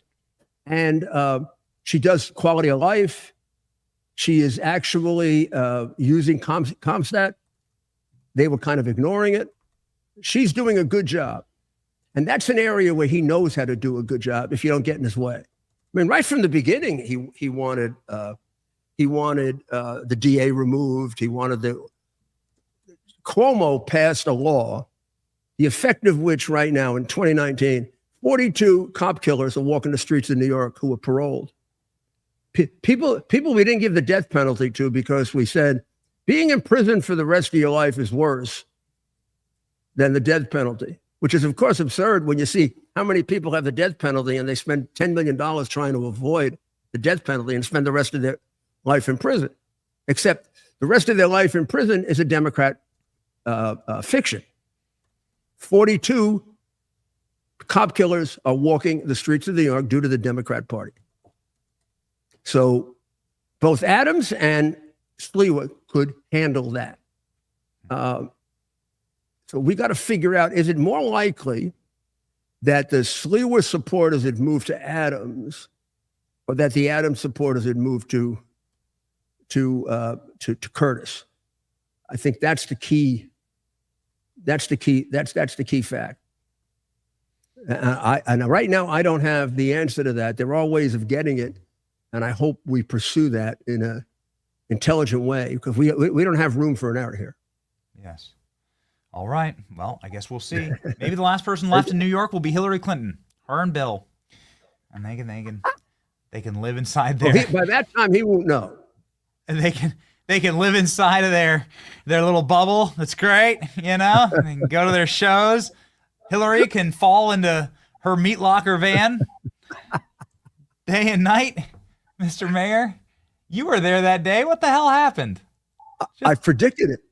I wasn't only there that day, I kept him there long enough so he'd be there when it happened. I predicted it. Really? I even recommended that he go because I thought she wouldn't be able to make it. I had been at 4 or 5 of those with her over the years, and she would always leave early, and she always looked shaky. And she was starting to talk funny for the last 2 weeks of the campaign. And I said, boss, why don't you come? And he said, well, I'll come, but I have to leave early. I said, just do me a favor. Just one time, leave when I tell you to. Just hang on. So 2 hours went by, and she looked fine.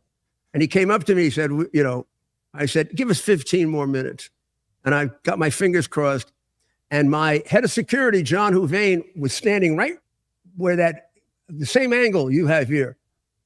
And he took a picture of it. And he ran up to me, and he said, tell the boss not to leave. And it wasn't John Houvain, it was Bo Wagner or John, both of them together.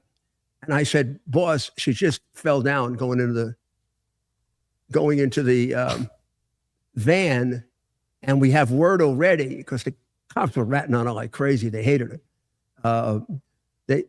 She's not going to the hospital. He said, why would she go to the hospital? Because she doesn't want anybody to take a look at this. She's going to her daughter's apartment so they could get a phony doctor to come in and say, oh, she's okay.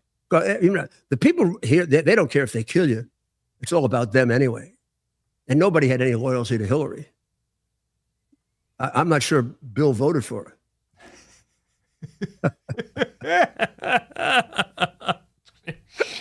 Oh man, yeah. You talk about how a death sentence is better than life in prison. I don't even know if there's a worse sentence for Bill Clinton after all the stuff that he's done than living with Hillary. I think that might be the worst life sentence there is. The first one to tell me that was Dick Morris. One time I told Dick Morris way back, I said, I've been pretty tolerant on all this Clinton stuff because I don't like judging people. But this thing with a intern and in the Oval Office, that kind of, he looked at me and he said, you shouldn't speak unless you have to wake up every morning and see Hillary Clinton. So you knew she was going to fall into the van. I'm going to say Dick. I think Dick would stand up for that one now. He considered that one of his better lines. And he has no love lost between those two. That's a wild story. I'm so glad I asked, Mr. Mayor. You knew Hillary was going to fall down because she couldn't stand out in the heat. I did. This is honest truth. I knew she was going to fall down.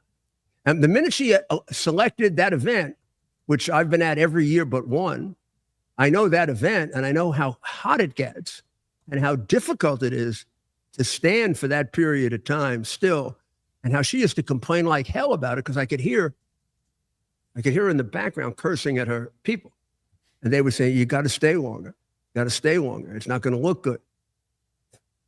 So and in that period of time, we were noting, the staff were noting to me, people who followed her around, she's looking wobbly. One of them told me a story where they thought she was going to fall into, she got so close to the people on the stage that it looked like she lost a little of her equilibrium. Now, you never know if these are true or not, but why not test them? It is a campaign. I mean, it is, and I've been involved in so many. 4 presidential campaigns and 3 mayoral campaigns and Then in 2010, I participated in 50 congressional campaigns when we took Pelosi out. That was satisfying. And I thought she was gone, man. I thought she was gone, and then she comes back like the monster from the monster movie, where the hand keeps coming up.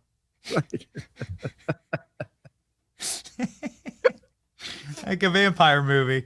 Yeah. She's looking like a vampire these days. That's another podcast, Mr. Mayor. That's another topic.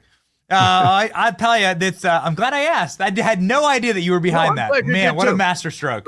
I'm glad you do. I was referred to as doctor for a while after that. Jared, it was just dehydration. Well, was it really just dehydration, or was there something like really mentally off? I think it was. She's not in the best of shape, and the heat was brutal. It was brutal. I mean, hey, one of us could have gone down. But I do think she was sick too. I think she had some kind of an infection, because it had been observable for about a week, and we had our own people observing her, because you never get a truthful explanation from the press. And movie shots or TV shots don't tell you everything. So we always had people following her. They had people following us. Mm-hmm. You want to see your opponent personally, so you can make the determination of what kind of shape they're in. Because campaigns lie. Yeah.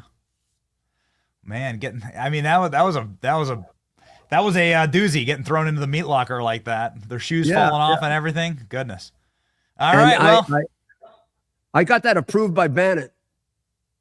Bannon loved it, and some of the best ideas with Bannon, like bringing all the Clinton mistresses to the debate right after the Billy Bush thing. And I walked two of them in. Steve gave me the honor of. He said, aren't too many that have the courage to walk them in. Why don't you walk them in? So I had two of them on my arm like this. And then Bill walks in and sees them. His first thought, I swear to God, was, I'm going that way. Let's do a whole nother interview on these stories, Mr. Mayor. I'll come to Palm Beach and we'll sit and That was a great campaign, by the way. The people in that campaign pulled off incredibly good things. They were very smart political people. Yes, let's go. We'll light up some cigars and And people underestimate Bannon as a political operative. No, they know him as an intellectual and a right-wing, thoughtful person. They don't realize he's a very, very strong political operative. He's got a lot of the old Roger Ailes talents. Yes, he's a genius. That's right. Mr. Mayor, you're an absolute legend. We're so thankful for you and for your clarity. I'm thankful for you, Benny. We reach a lot of people, and we need to do that. We need to make up for it, and we're starting to do it as a group. Yes, of which you're a key part. We may reach more people as a group if you define us a little broadly. Standing on the shoulders of giants, it's always our honor. Mr. Mayor, with nearly 2 million followers right here on X, and also the Rudy Giuliani Show that is available for you to watch every single week at 7 p.m. We thank you so very much, Mr. Mayor, for being on with us, and I have a feeling this is going to make a lot of news, so thank you. I hope so. Thank you, Mr. Thank Mayor. you. Godspeed. Benny, I respect you tremendously. Godspeed. And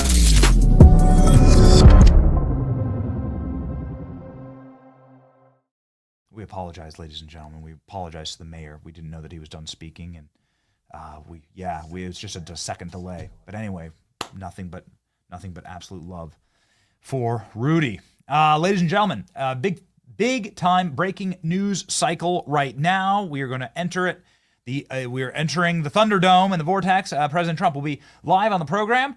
He'll be live at a press conference here momentarily. You can see the room is already stacked and filled. Donald Trump rarely making a visit to the actual press pool. It's called a pool because it used to be the White House pool. So that's why they call it a pool report. It's weird.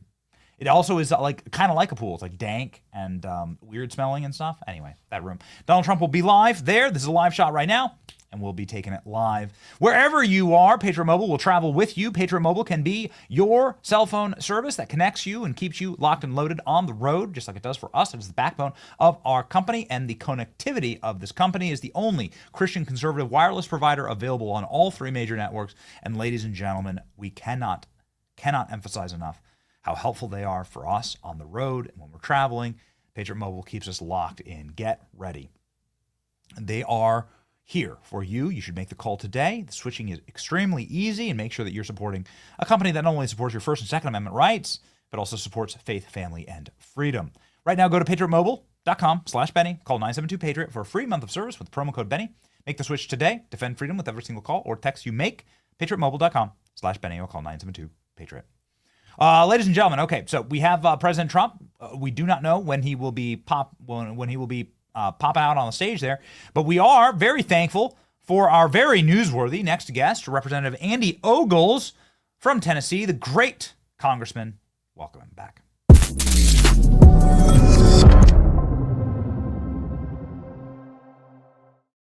Congressman, we apologize. Rudy just is telling stories about Hillary Clinton balling into vans. No, they were fantastic. I mean, I'll be honest, I could listen to them all day. And Bill Clinton's rape accuser is being walked into the. You just kind of sit back and man, he's just playing the oldies, and I just want to sit back and listen. Right. So well, we apologize. Our time can be cut short because the president may jump in. Exactly right. We can cut to the chase. But obviously there was a really shocking Democratic primary in the city of New York. By the way, the great city of New York, and they've got their issues with liberal policies, and we could spend a whole episode on that. But this guy is a nut job. But as we look at, so he became a naturalized citizen, and so we sent a letter to Pam Bondi. So that's kind of where we're at. I'll let you queue up and whatever you want to do, and I can answer questions. We have your letter. We have the mayor. We have Mr. Mayor. We have Mr. Mayor. Of course, Rudy Giuliani was a federal prosecutor. He just made a ton of news in the last interview saying, you absolutely need to investigate this guy. You need to investigate him for his connections to terrorist organizations. If you're rapping about him, as your letter states, that's right. If you're rapping about helping Hamas and the guys who funded Hamas, who are in prison for funding Hamas, well, you got to at least be in favor of it. There's got to be something that you like about that. Maybe you can elucidate further for us what your office has found.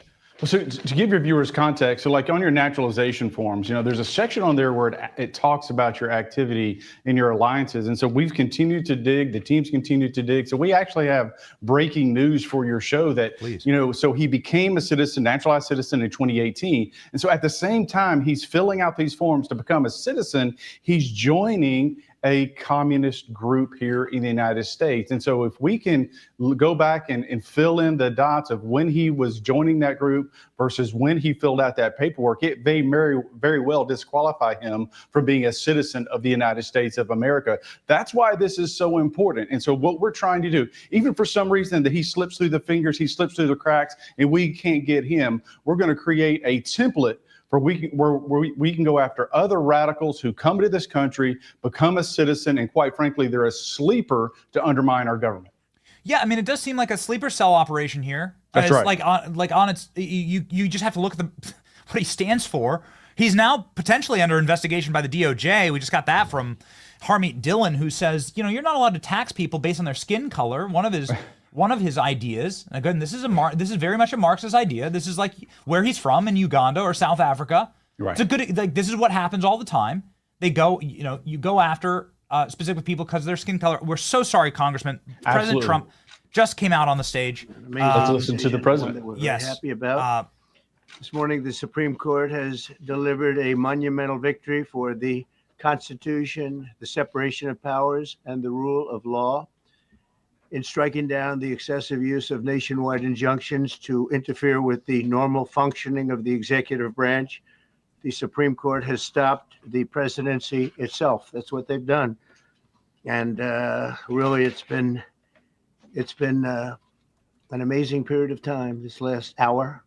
There are people elated all over the country. I've seen such happiness and spirit. Sometimes you don't see that, but this case is very important. I was elected on a historic mandate, but in recent months, we've seen a handful of radical left judges effectively try to overrule the rightful powers of the president to stop the American people from getting the policies that they voted for in record numbers. It was a grave threat to democracy, frankly. And instead of merely ruling on the immediate cases before them, these judges have attempted to dictate the law for the entire nation. In practice, this meant that if any one of the nearly 700 federal judges disagreed with the policy of a duly elected president of the United States, he or she could block that policy from going into effect, or at least delay it for many years, tie it up in the court system. This was a colossal abuse of power which never occurred in American history prior to recent decades.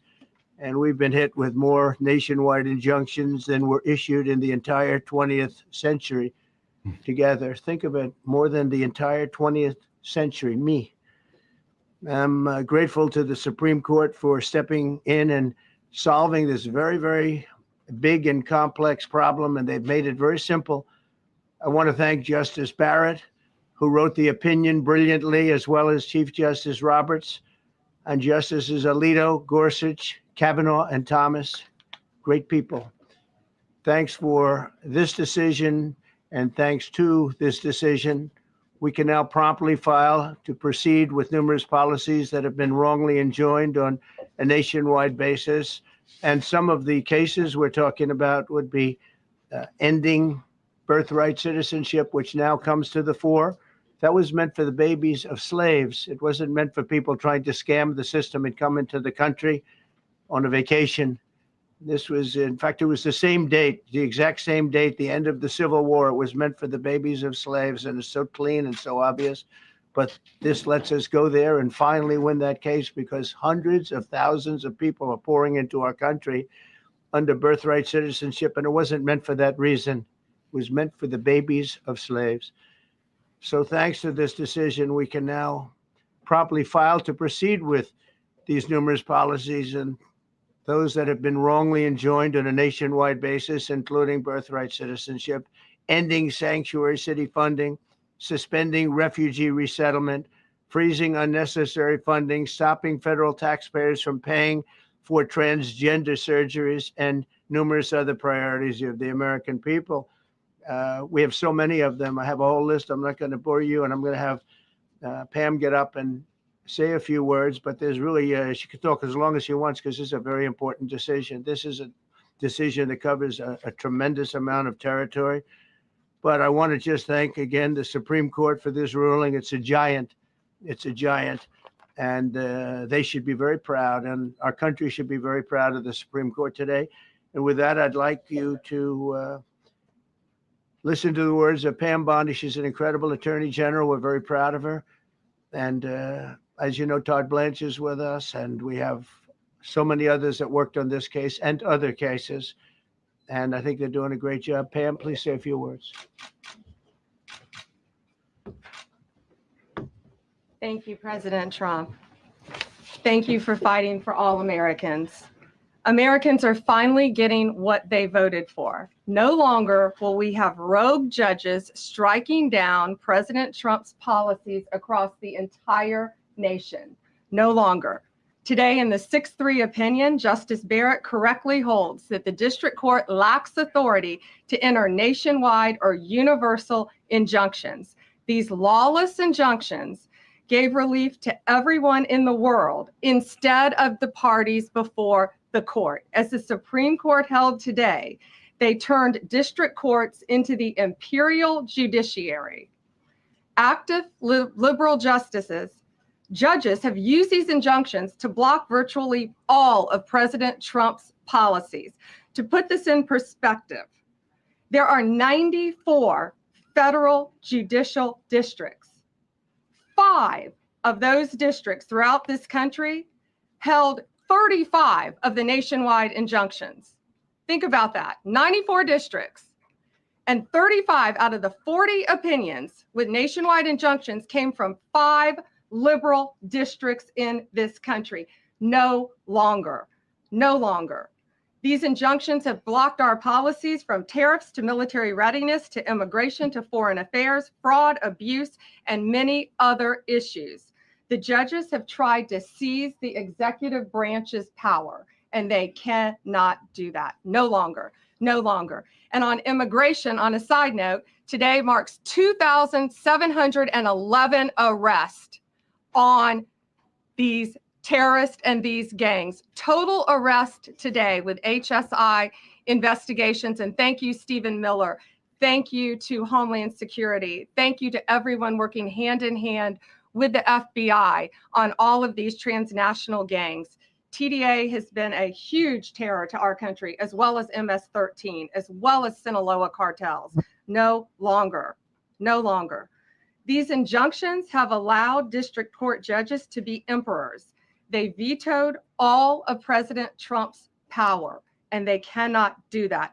This has been a bipartisan problem that has lasted 5 presidential terms, 5 different presidents, and it has ended today. We will continue to fight for President Trump's policies. I want to thank the Office of White House Counsel, Dave Warrington. You and your staff have been incredible. Our Solicitor General's office, John Sowers, Sarah Harris, and Todd Blanche and Emil Bovey. Todd's going to say a few words because we've had another major ruling today on transgender books and some other great wins that we've had. But no longer will they have this power in our country. It is the president's authority under his executive branch to do everything to fight for the American people, and he will continue to do that. That's why he was overwhelmingly elected.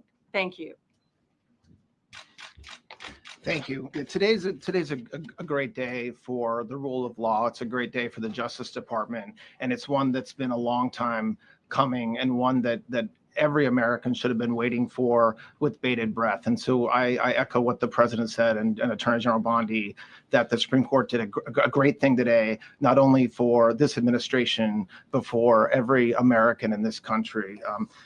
If not for the injunctions case, we would be here talking about another great decision that came down today, the trans books case, which restores parents' rights to decide their child's education. Seems like a basic idea, but it took the Supreme Court to set the record straight, and we thank them for that. And now that ruling allows parents to opt out of dangerous trans ideology and make the decisions for their children that they believe is correct. And so we thank the Supreme Court for that. There's been multiple decisions over the past several weeks that just show why this nationwide injunction ban had to happen. For example, what I mean by that is local district court judges issuing decisions that are clearly contrary to law just because they don't like the policy of President Trump. And when it gets to the Supreme Court has to correct it. But that takes time. The Attorney General thanked our lawyers, and I'll do it again. Our lawyers are working 24 hours a day, 7 days a week to fight these injunctions and to emergency appeals, emergency stays, going back to the district court judge, asking them to change their view. And so their hard work is really paying off today, but over the past few weeks. We had a stay of an order that prevented DHS from moving aliens to a third country. We had a stay of an order that stopped the Department of Defense from implementing military readiness, the EO that President Trump signed. We had another stay of an order forcing reinstatement of fired executive branch employees entirely within the president and Article 2, his right to do. We had a stay of, as you all know, of numerous DOJ cases. And again, every one of those stays requires a tremendous amount of work and effort by the lawyers and parties involved, and they should be doing other work. They should be doing the work that the president and this administration, these local judges who don't make decisions based on the law. They make decisions because they just simply don't agree with the administration's decision about a policy, and that's wrong. Thank you. Any questions? Yes, for Pam, please. Go ahead. Sure. Thank you, Madam Attorney General. So as you know, the Supreme Court did not rule on the underlying constitutionality of the president's birthright citizenship order. So what is the plan now? Are you going to try to implement the EO just in states where there isn't a legal challenge? Yes, so birthright citizenship will be decided in October in the next session by the Supreme Court, unless it comes down in the next few minutes. I guess it could come down. I think they're still deliberating right now on some cases. As you heard, we just got transgender books, which is a huge win. But most likely that will be decided in October in the next session. However, it indirectly impacts us because, as you correctly pointed out, if there's a birthright citizenship case in Oregon, it will only affect the plaintiff in Oregon, not the entire country. So yes, it's indirectly, but that's pending litigation, and we're waiting on that in the next term. And how concerned are you that the Supreme Court will come back and determine that the executive order is unconstitutional? Oh, we're very confident in the Supreme Court. But again, it's pending litigation, and that will directly be determined in October, but it indirectly impacts every case in this country, and we're thrilled with their decision today. Peter. Madam Attorney General, thank you for being here to take our questions. A couple questions to the both of you. The EO had a 30-day grace period before it goes into effect. Is there any thought about trying to make it effective immediately within that period of time? We're going to follow the law. We're going to make those decisions, and we're going to do what's right in the bounds of the law. And then the DOJ didn't ask the justices to rule on the merits of the birthright citizenship ban. Just for explanation purposes, why? Sure, because that's going to come down in October in the separate. This was huge because it's indirectly impacted today. As I said, it's case by case. Let me reiterate, of the 35 of the 40 nationwide injunctions filed against this president, against his executive authority as president of the United States, 35 of them came from Maryland, D.C., Massachusetts, California, Washington. I mean, that's crazy. These 5 districts. So yes, it indirectly impacts us. It will be a separate decision in October. Next question. Thank you, Mr. President. A question for you, sir. Do you believe this ends the power of the lower court judges to stop your agenda? Do you see this as a full green light for your agenda going forward? Well, you'd have to really speak to the lawyers about that. But this is really also a decision based on common sense. It didn't work the other way. It was a disaster where somebody from a certain location in a very liberal state or a liberal judge or a liberal group of judges could tie up a whole country for years because their decision would sometimes take years to overturn. We've overturned many of the decisions, but it would take years to do it. And we have to act quickly when it comes to illegal immigration. We have murderers, killers, we have drug dealers, we have what they've allowed to come into our country. Should never be forgotten. It should never be forgotten what they've done to our country. And we have to be able to act very quickly, and we're going to do that. Thank you. Just as Amy Coney Barrett, sir, I know that you praised her and her opinion here in this case. She has taken some heat, though, from some of your supporters who have labeled her weak, a squishy, a rattled law professor. What is your take on that? I don't know about that. I just have great respect for her. I always have. And her decision was brilliantly written today. From all accounts, yeah. Transgender rulings, Mr. President. What would you say to Americans who fear that this is more and more concentration of power in the White House and the executive? Well, this really brings back the Constitution. This is what it's all about. And this is really the opposite of that. I mean, the question is fine, but it's the opposite. The Constitution has been brought back. Thank you so much, President Trump. Illegal crossings in the border are 0 now. 0. Does everyone hear that? 0. Trump 2028. Do you intend, President Trump? Who's that guy? I like him. He's working the cameras. With this new reality, President Trump, in the border, do you intend to engage personally with leaders from South America, not only Central America, in order to tackle this situation in a regional way? And if you have a perspective of meeting some presidents from South America, as Brazil, for example. As an example, not South America, but NATO over the weekend. Yeah. They have great respect for our country now. They did things that nobody thought was possible. They took funding from 2% to 5%. Nobody thought they'd ever pay the 2%, and now they're paying the 5%. It's over $1 trillion more a year. Think of that, $1 trillion. Nobody thought that could happen. That's a different group of people, different countries. But we get along with a lot of countries. We are respected again. Our country, the U.S., is respected again. Was not respected 6 months ago. I can tell you. Can we ask about the big Yeah, go ahead, Trace. Yeah, Mr. President, you have a deadline coming up on trade in 2 weeks. Which countries, if what? any, on trade, on tariffs, sir? Which countries, if any, are close to agreements with the administration? Well, that's an interesting question. We've made a deal with China. We've made a deal with probably 4 or 5 different countries. With the UK, it was a great deal for both. And we're in the process of making some others. But ultimately, in fact, Scott is here. And Howard Lutnick, these 2 guys have been doing an incredible job. And the people that work with them have been doing an incredible job. But, we have 200 countries. You could say 200 countries plus. We can't do that. So at a certain point over the next week and a half or so, or maybe before, we're going to send out a letter. We talked to many of the countries, and we're just going to tell them what they have to pay to do business in the United States. And it's going to go very quickly. But some of the bigger countries, so India, I think we're going to reach a deal where we have the right to go in and trade. Right now, it's restricted. You can't walk in there. You can't even think about it. We're looking to get a full trade barrier dropping, which is unthinkable. And I'm not sure that that's going to happen. But as of this moment, we've agreed to that, go into Indian trade. We're going to be trading in China. That's going to come a little bit down the road, but we're going to be trading in China. We have a lot of great things going, and we're getting along with countries, but some will be disappointed because they're going to have to pay tariffs. And we've taken in already hundreds of billions of dollars in tariffs. No inflation. The only problem we have is we have a Fed guy that doesn't understand what's happening, and it would be great if he'd lower the rate because we'd be able to borrow a lot cheaper. Yeah, go ahead, please. Mr. President, a question. Why do we keep it on this subject? This is such a big subject. You know what? Trade is so big, but this, I don't know, in a certain way, this might be bigger than trade.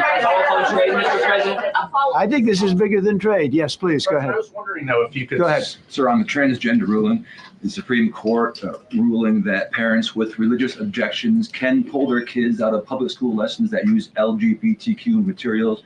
Pam brought it up. Your reaction to that ruling today, sir? I think the ruling was a great ruling, and I think it's a great ruling for parents. It's really a ruling for parents. They lost control of the schools. They lost control of their child. And this is a tremendous victory for parents. And I'm not surprised by it, but I am surprised that it went this far. It took us to bring life back to normal. So it's wonderful. It's parental. And I kept saying, we will give you back your parental rights.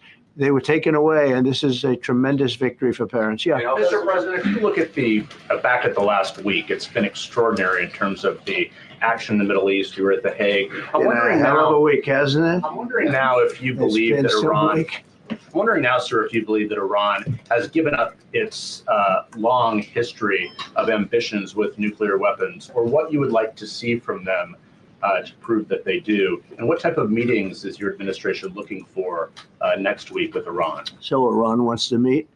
As you know, their sites were obliterated. They're very evil nuclear sites. They were now has been proven. We had some fake news for a little while.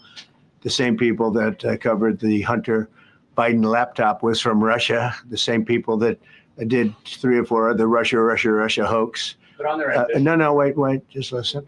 They came up with something that delayed the credit that our great pilots and these great what talent that was, and they hit it right down in the spot, 52,000 feet. Think of this dark, no moon, you couldn't see a thing, and they hit the refrigerator door, as they say. That's the size of a target, and overwhelmingly, and it's amazing what was done.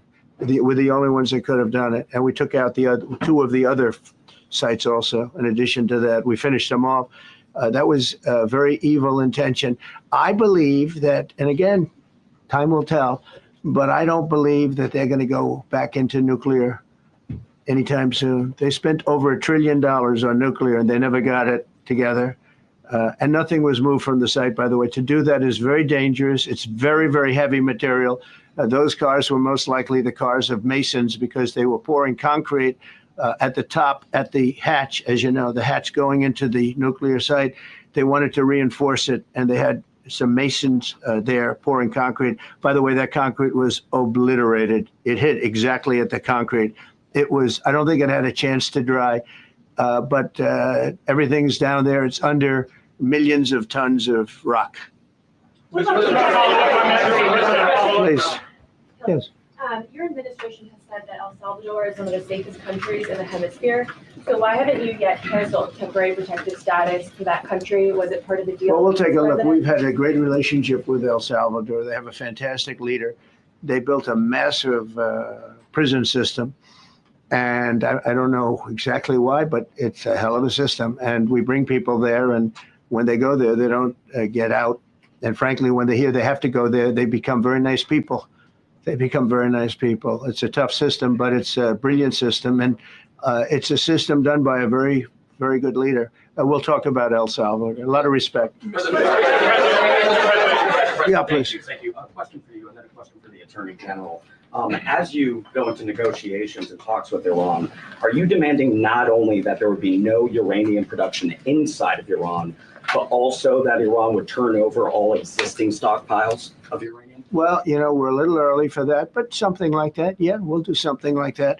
Let me say that I've been saying for 25 years, even as a civilian, you cannot let them have a nuclear weapon. And that's what happened. It's been obliterated. It would be years before they could ever get going. And I really think it's probably the last thing. They have to recover from a hell of a tough war. Would you also be demanding that the IAEA have full rights to inspect in Iran? Or somebody, yeah, or somebody that we respect, And then- including ourselves. And a question for both the President and the Attorney General. Under birthright citizenship, if this is implemented, who would be tasked with actually vetting citizenship? And how, would this be a situation where you have nurses and doctors checking for citizenship of parents? Or This is all pending litigation. It's going to be decided in October by the Supreme Court, and we'll discuss that after the litigation. if you have an undocumented baby, would that baby then be an enforcement priority? The violent criminals in our country are the priority now. Let me put it in perspective. Today marked the 2,711th arrest in our country of TDA members, just TDA. Everyone in this room agrees they are one of the most violent criminal organizations in the world. And the Biden administration let them walk into our country for the last 4 years.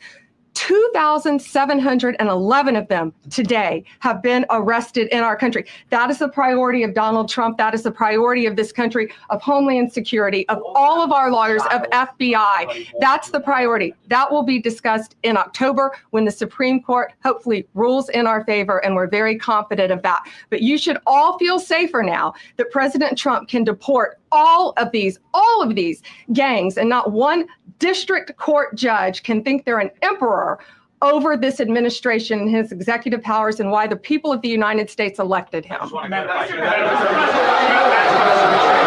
just might add one thing, and they used birthright citizenship, some of the worst people, some of the cartels, to get people into our country, just so you know. And again, I say, if you look at the end of the Civil War, the 1800s, it was a very turbulent time. If you take the end day, was it 1869 or whatever, but you take that exact day, that's when the case was filed. And the case ended shortly thereafter. This had to do with the babies of slaves, very, very obviously. And I think we're going to win. People I don't think they went about discussing it right. I came along and we looked and we said, wait a minute, this is wrong. We've been looking at birthright citizenship wrong for years, but they've used it. The cartels have used birthright citizenship to get very bad people in. And what Pam's doing and what Todd and everybody else, what they're doing at DOJ and all over, FBI, ICE, Border Patrol, these are incredible people. They're trying to keep our country safe, and they don't want to have people come in. This is just another way that they get illegal immigrants into our country, and in some cases, very, very bad ones. Go ahead. Thank you, Mr. President. On your tax bill, if I could for a moment, senators are racing to rewrite parts of it right now after the Senate parliamentarian ruled that sections of it were outside of the process that they're using to get this through. Do you think that senators should respect the decisions of the parliamentarian? And what have you personally done in the last 48 hours to try and get Republican senators who are against the bill to a yes? Well, look, it's a great bill. It's a massive tax cut. If it's not approved, your taxes will go up by 68%. Think of that, 68, a record, the highest in the history. The Democrats won't approve it only because politically it's so good for the Republicans. The Democrats aren't approving it. But think of what they're not approving. They're not approving border security. We've done a great job at the border, but we have to add some wall. We have to do various things. We have no money for that. We have no money for the border. We have no money for so many things. But if the Democrats, it'd be interesting to see if we get any Democrat votes. We should. If I were a Democrat, I would absolutely, maybe Fetterman, because he seems to be the most sensible one lately. If I were a Democrat, I would vote for this bill all day long because it's tax cuts and so many other things that are common sense. They're basic things. I think they're doing fine. The parliamentarian's been a little difficult. And I would say that I disagree with the parliamentarian on some things, and on other ways she's been fine. But we'll have to see. It's a big issue. I will tell you this: if that bill doesn't pass, the country will get a 68% tax increase. So think of this: you're a Democrat and you vote against it. That means you're voting in favor, because essentially you're voting in favor of the largest tax hike in the history of our country. And you can't do that. In addition, we're cutting costs by $1.7 trillion, and it won't affect anybody. It's just fraud, waste, and abuse. Mr. President, a leading global economist just did a 180 and says your tariff plan, you may have outsmarted everybody with it. What is your message? I love this. I love this question. This is the favorite. This is the best question I've ever been asked, because I've been going through abuse for years on this. Because as you know, we're taking in hundreds of billions of dollars, no inflation whatsoever. But Mr. President, what is your message to critics who think your tariff plan will cause a recession? I think they should go back to business school. It's so obvious. It's so obvious. I mean, we're taking in billions and billions of dollars from China and a lot of other countries. We took in, I had a call from somebody in the House and a high official. Sir, we have a problem. We don't know what to do. The books are a mess. I said, what do I mean by the books? The books, the money coming in. It's so terrible. I figured, oh boy, what's this? I don't like this question.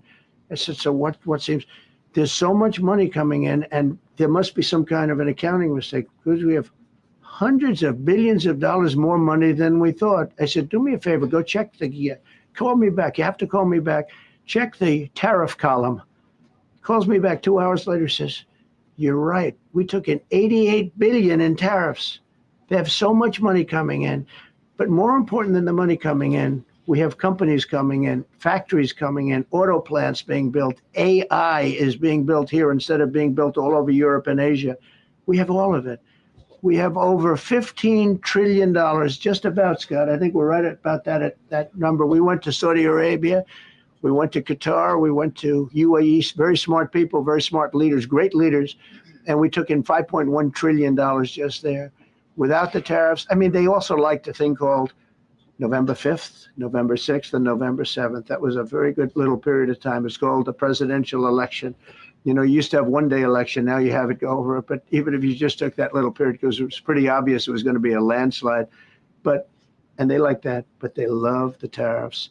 I had Texas Instruments come in the other day, big company, and he said, we're putting in $60 billion into new plants and new equipment, new everything. Sir, you're going to keep the tariffs, aren't you? Because if I ever took the tariffs off, and we are going to absolutely keep it. And they're worried that somebody that, like this communist from New York, someday gets elected. I can't believe that's happening. That's a terrible thing for our country, by the way. He's a communist. We're going to go to a communistic state. That's so bad for New York. But the rest of the country is revolting against it. But if somebody got elected, they're afraid that if this was taken off, well, we're going to guarantee it's never going to be taken off. And again, we're taking in think of this, hundreds of billions of dollars. And they were all confused because they've never seen this before. You know, it's always the other way. We don't have enough money. So much money is coming in at levels that nobody's ever seen. But most importantly, we have factories being built, car plants being built, companies moving to our country like never before. If you look at 15 trillion, and that's only in a few months, you know, I haven't been here that long. Presidents like the last one was a disaster. He's the worst president in the history of our country, by the way. What he did on our border can never, ever be forgotten. To me, that's the worst of all the things. And he's done some terrible things, grossly incompetent. Nobody knew it was him, because I don't think it was him. I think it was whoever was controlling the auto pen. But our country is doing great. And those leaders and other leaders, I just left, as you know, a large group of the most highly respected people. And that includes big countries. When you look at Germany and France and Spain, although Spain didn't come through, but they will. By the way, guaranteed they will. That was the only country that sort of tried to hold back on putting up the money. But just so you know, they said, it's unbelievable what's happened to the USA. You were a dead country. We didn't respect the country, the leader. You were dead as a doornail. One said to me, you went from being a dead country, you are right now the hottest country anywhere in the world. The whole world is talking about the USA, and everybody wants a part of it, and they're pouring into our country, and you're going to see those numbers. Thank you for that question.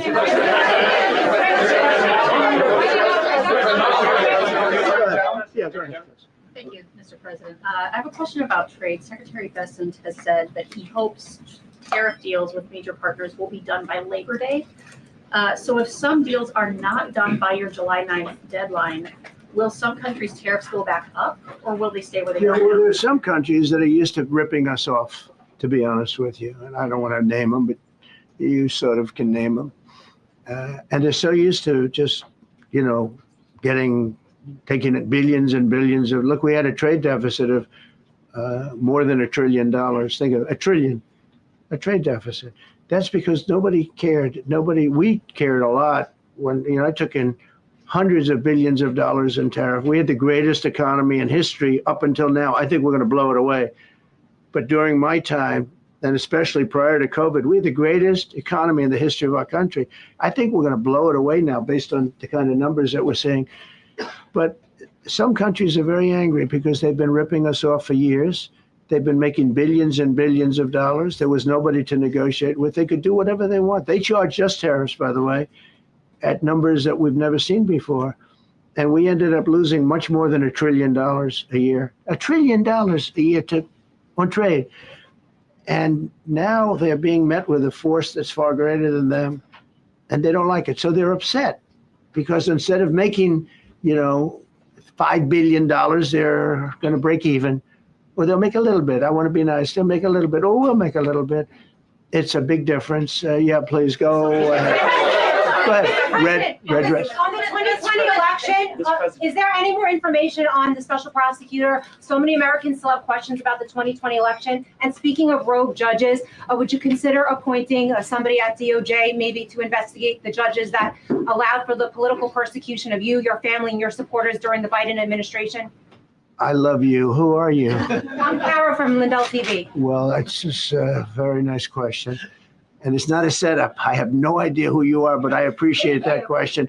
All I can say is we're not here for that. I hope so. I hope they're doing a thing because that election was rigged and stolen, and we can't allow that to happen. A lot of people tell me, sir, you just won the greatest election in the history of our country. You won at numbers that won all 7 swing states, won the popular vote, won everything. Sir, go on with your life. And many people that say that, good people, friends of mine. Then you have people that say that same thing, go on with your life, but you have to find out what happened because you can't let that happen again. Look at what this lunatic did. Look at what he did. He opened our borders to people that were murderers, 11,888 to be exact, murderers. And we've captured many of those murderers and we're bringing them back, or some of them are so dangerous that we don't even want to bring them back. We're afraid they're going to try and come back in. But he allowed people to come into this country, people from mental institutions, insane asylums. That's a mental institution on steroids. People from mental institutions, gang members, drug dealers, people, jails being emptied out into our country. Venezuela emptied out almost its entire prison population into our country. But I don't want to blame them. Many countries have done that. The Congo, we have a great press conference coming up later. And it's the Congo and Rwanda. They were fighting for years, and it was machetes. It was vicious. It was as vicious, people's heads being chopped off. And I have a man who's very good in that part of the world, very smart, and put them together. And we're signing a peace treaty today. First time in many years they're going to have peace. And it's a big deal. We talk about Russia, and we're working that one. President Putin called up and he said, I'd love to help you with Iran. I said, do me a favor. I'll handle Iran. Help me with Russia. We got to get that one settled. And I think something's going to happen there. But we did some great work. India and Pakistan. That was going to be maybe nuclear. We did that. We did a lot of work. I don't know if there's ever been a president that's done much more. Serbia, Kosovo was going to go at it. Going to be a big war. I said, you go at it. There's no trade with the United States. They said, well, maybe we won't go at it. That's what happened with India and Pakistan. I was negotiating with both of them, and I said to Scott, I said to Howard, cancel all deals with India and Pakistan. They're not trading with us because they're in a war. They called back, what do we do? I said, look, you want to have trade with the United States, it's great. But you want to go and start using nuclear weapons on each other? We're not going to allow that. And they both agreed. Both have great leaders. They both agreed not to do it. So we did a lot, but I appreciate that question.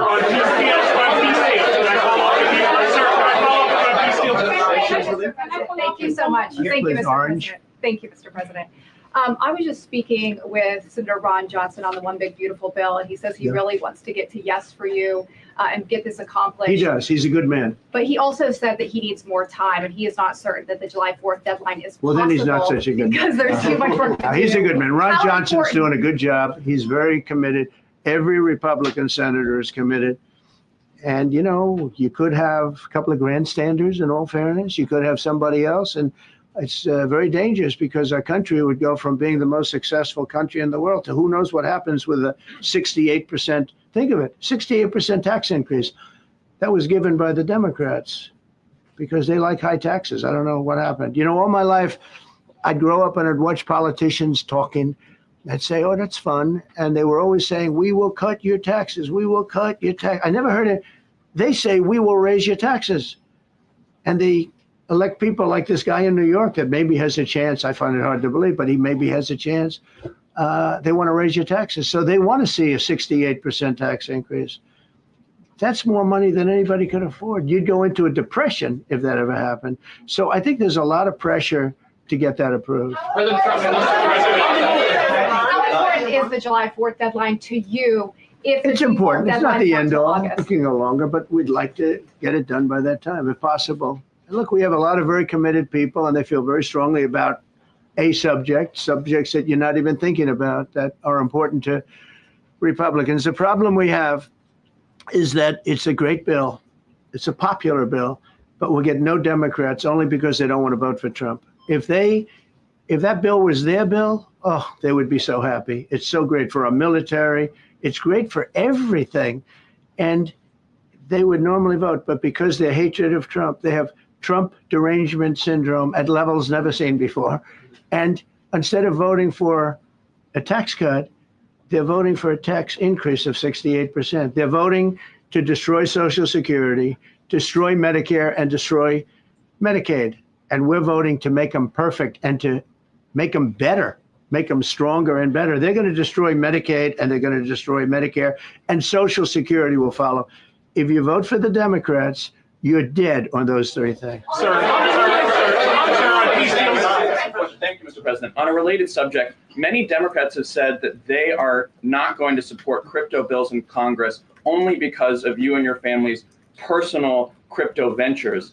And these votes are in some cases needed to pass. Are you open to the idea of pulling away from your personal crypto ventures just for the next few years if that helps get these crypto bills passed in the next few months? Well, it's a very funny thing, crypto. So I became a fan of crypto, and to me, it's an industry. I view it as an industry, and I'm president. And if we didn't have it, China would, or somebody else would, but most likely China. China would love to. And we've dominated that industry. It's a big industry, by the way. In fact, when the stock market went down recently, crypto and Bitcoin and all of that went down much less than anybody else as a group. And we've created a very powerful industry, and that's much more important than anything that we invest in. We invest in it, but really that was an industry that wasn't doing particularly well. I got involved with it a couple of years ago, and before the second term. I got involved before I decided to run. I only decided to run because I saw what was happening, and Biden was incompetent, and the administration was crooked and incompetent. And I was in Bitcoin then, not knowing if I was going to do it a third time. So it's become amazing. I mean, it's the jobs that it produces. And I notice more and more you pay in Bitcoin. I mean, people are saying it takes a lot of pressure off the dollar. And it's a great thing for our country. So I don't care about investing. You know, I have I have kids and they invest in different things. They do believe in it. But I'm president, and what I did do there is build an industry that's very important. And, you know, if we didn't have it, China would. Okay. Sir, Mr. President, go ahead. With the glasses, gentlemen, go ahead, please. Go ahead. Thank you, Mr. President. So are you going to cut funds in the sanctuary states, like for instance California? They keep supporting illegal immigration, and then these people work. Yeah, we're the giving them a table. hard time. And also, in a foreign policy I question. mean, they don't have a governor in California. They have a man that wants to give away everything to people that nobody's seen before. If we didn't go into Los Angeles with the military, which did a fantastic job, but if we didn't go into Los Angeles bringing in the National Guard, I would have brought the military if it was necessary, because you have to. We have the right to. That was another thing upheld by the Supreme Court. But if we didn't go in with the National Guard and be strong and tough, you wouldn't maybe have Los Angeles. It would be like the rest of California, the rest of Los Angeles. They lost 25,000 houses in a fire. They should have lost none. You know, I sent the water down. I had to break into their water supply because they just refused to do it. They're crazy. There's something wrong with them. They have plenty of water. They don't have droughts or anything. They have we let it come down from the Pacific Northwest. They routed all the water out into the Pacific Ocean for environmental reasons, okay? And now you have 25,000 houses, none of which would have burned down if you had the water. They didn't have water. They didn't have water for the fire pumps. They didn't have water in the sprinkler systems that people put in. So the answer is we're going to work with governors. We're going to work with radical left Democrats and Democrats, and we're going to make it good for everybody. We'll have to stop the crime in those, or in the case of the cities, I think I can say just about all cities with heavy crime are run by Democrats. Go ahead. Yeah, with the glasses. I'm with you, Go ahead, yes. Yeah, no, the man behind you, yeah, please. President Trump, Anthony Mashak from Amphibian Lebanon. I want to ask you regarding the threats posed by Iran's allies and proxies operating in the U.S. They were threatening your life. So what do you say about that? And regarding the Lebanon, because Hezbollah is as well part of Iran's allies, is there any time frame in Lebanon regarding disarming Hezbollah in Lebanon? Yeah. Lebanon is a great place with brilliant people. You know, it was known for the professors and doctors and had an incredible history. And hopefully we can bring it back again. I just appointed a friend of mine who's Lebanese, and I didn't know he was Lebanese. I've known him for 20 years, very, very successful man. And I just appointed him. And I said, why would you want that? He said, because I was born there. I was raised there. I love it. I love it so much. I said, you know, it's very dangerous going to Lebanon as ambassador. And he said, that's what they say, but I don't care about danger. I mean, this is a guy that is just a very big business guy. He wants to give up his whole life to go to Lebanon because he believes in it so much. We're with Lebanon all the way. We'll try and straighten it out. Action. Threaten my life? Yeah, they have threatened. I get that throbbing feeling every once in a while. Get that throbbing feeling, but you know what? That's okay.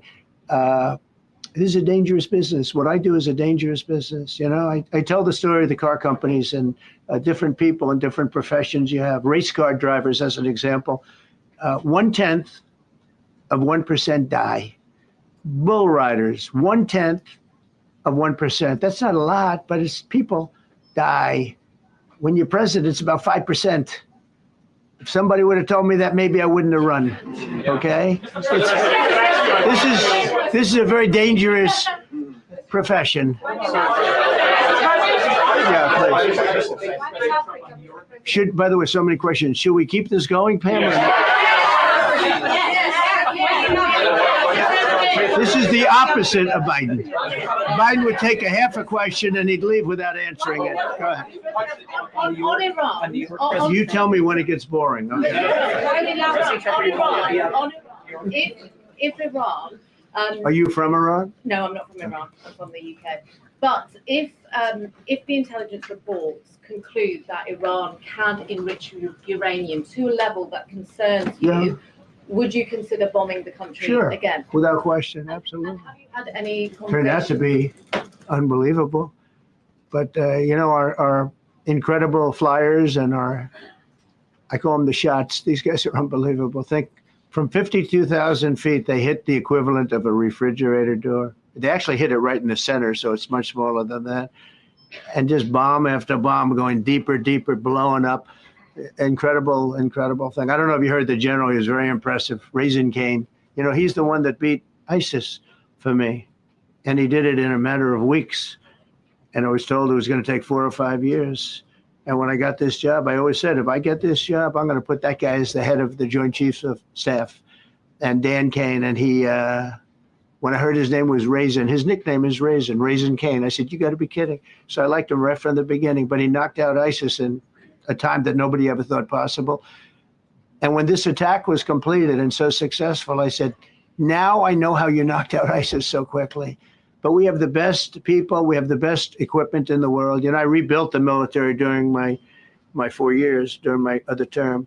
We have the best equipment in the world. The problem is we gave away, you know, a lot of it, but small, relatively speaking. We gave a lot of it away to Afghanistan. Shouldn't have happened. That just shows how incompetent they were. They gave all that equipment away, billions and billions of dollars worth. Shouldn't have happened, but that was small compared to what we have. Now we have a great military with great people. Okay. Yeah, please. Mr. President, congratulations. A couple of very different questions. One is Rwanda, 1994. As you grew up in New York, we all knew how horrific those attacks were. Congratulations on that treaty. There are talks that perhaps... That's going to take place today at 3 o'clock in the Oval Office. We're going to have a signing with Rwanda and the Congo.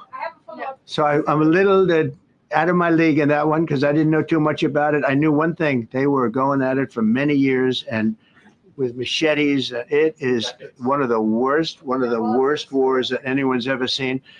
And I just happened to have somebody that was able to get it settled. I mean, just a brilliant person who is very comfortable in that part of the world. It's a very dangerous part of the world. I said, are you uncomfortable there? People are being killed. School children are being raided and killed. And I don't even want to say how, but as viciously as I've ever heard. Are you uncomfortable? No, that's the part of the world that I know. Very comfortable.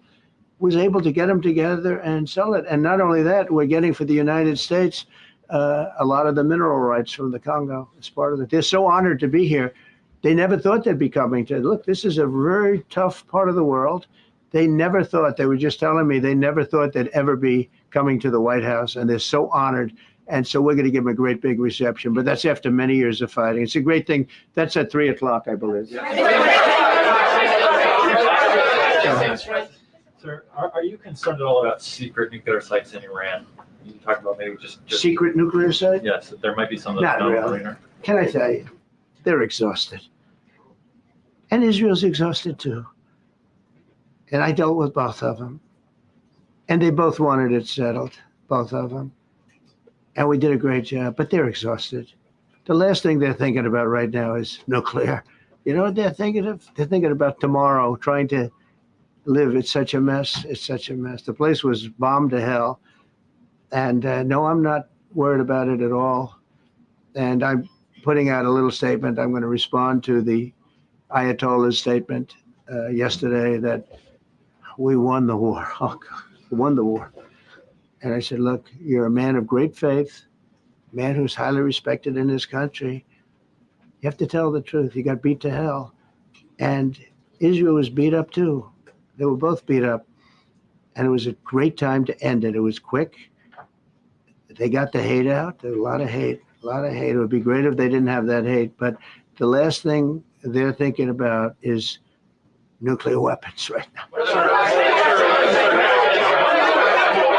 Please. Thank you, Mr. President. Iris Tao with NTD Research Media with the Epoch Times. Thank you Good. so much for doing this. It's Good. very refreshing for all of us here. It's a good I believe, group. in this room. It's refreshing. Very refreshing. Yes, we haven't had Probably. this in, for the past I understand what you mean. So thank you so much for coming out here. Other to than talk to Caroline's done a great job. Yes. You're referring to the past administration, Yes, not to yes. Caroline, right? Yes. Back to the ruling today, if you don't mind. So you have always talked about winning for the American people. Right. How do you think today's ruling will enable you to further deliver for American families and workers across the country, not only when it comes to immigration, but also when it comes to trade, energy? What actions are most eager to move forward Well, I with think now? taking power away from these absolutely crazy radical left judges is a tremendous, this is such a big day. This is such a big day. It's like, it's sort of sad because we're doing the signing at 3 o'clock, and this may very well dominate the signing of a big war that was going on and really affecting the continent of, think of it, the entire continent of Africa was being affected. And we're settling that war today, and this will probably be a headline. But this is a very big moment, and it gives power back to people that should have it, including Congress, including the presidency. And it only takes bad power away from judges. It really doesn't take power. It takes bad power, sick power, and unfair power. And it's really going to be, this is a very monumental decision. Yeah, please. Yeah, Mr. President, thank you very much. On July 9th, is that July 9th date set for tariffs to snap No. back? Or could there be a? We can do whatever we want. We could extend it. We could make it shorter. I'd like to make it shorter. I'd like to just send letters out to everybody. Congratulations, you're paying 25%. He doesn't want, he's a much nicer person than I am. So how do you finish it up? Who are you considering for the Federal Reserve then? And are you speeding up that process? I see Secretary. Oh, he's terrible. He's terrible. I mean, I have a list of things. We're like 38 on the list. We pay, Cameroon and different places are paying the same as us. Because, you have somebody sets a rate at 4% or 4.5%. It's hard to go out and say we should be paying 1% when you have your so-called experts doing that. And the sad part is, as per the question that you asked about tariffs, we've had the tariffs and we have less inflation than we had before. What we have is a hell of a lot more money, a hell of a lot more income, and we shouldn't be paying a rate like that. In other words, when we pay a rate, I'll tell you, each point is the equivalent of $300 billion. So if we had it down 3 points, because I think we should be at 1, you have Switzerland is at 0.25. In other words, 25% of 1%.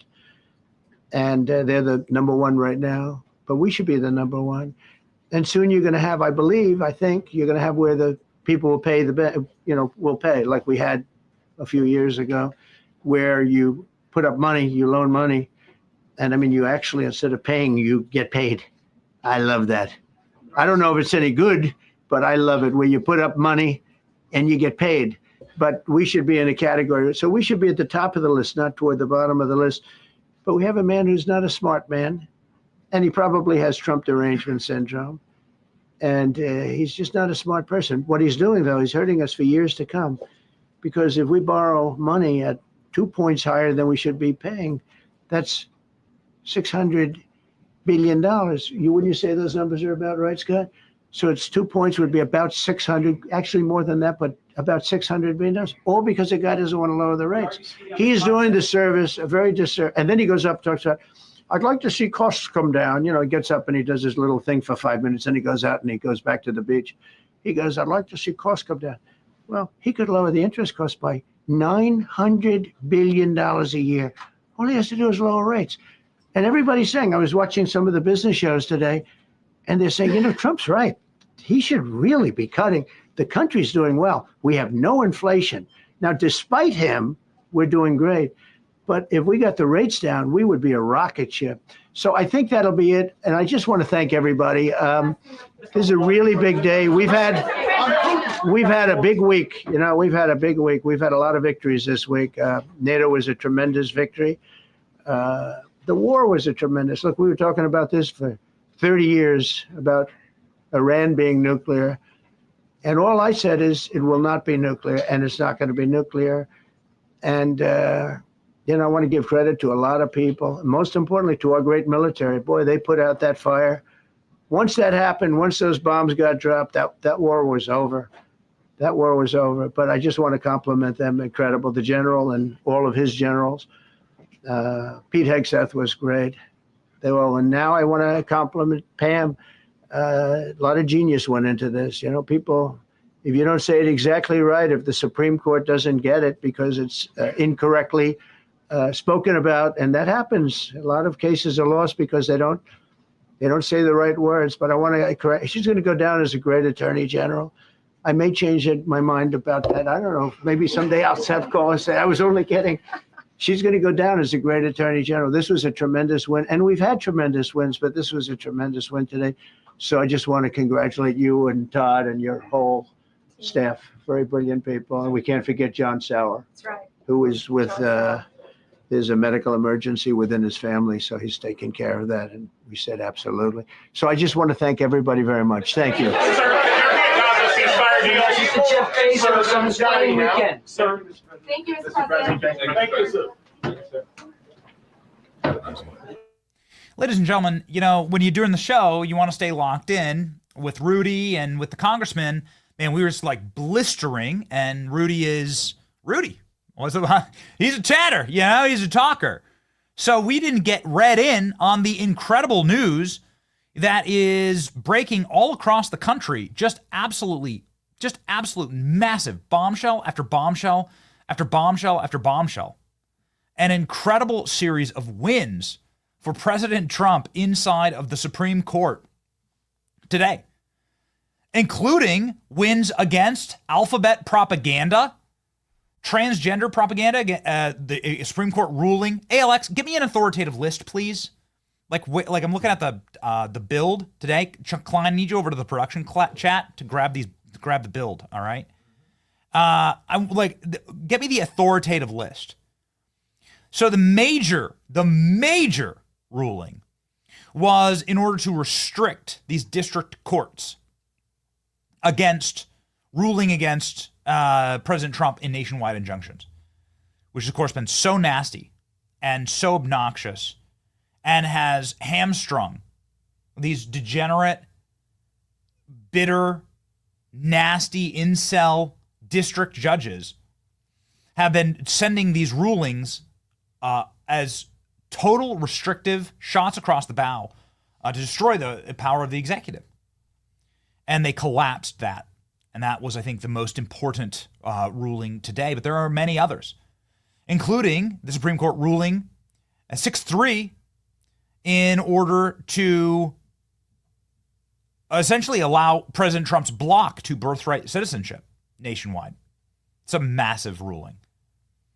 And there, of course, shouldn't be birthright citizenship in this country. That no other country on earth would ever have such an insane policy that you can just come here as a tourist, have a baby, and that baby is suddenly an American or or Chinese. That's insane. I mean, if you applied it anywhere else, it would make no sense.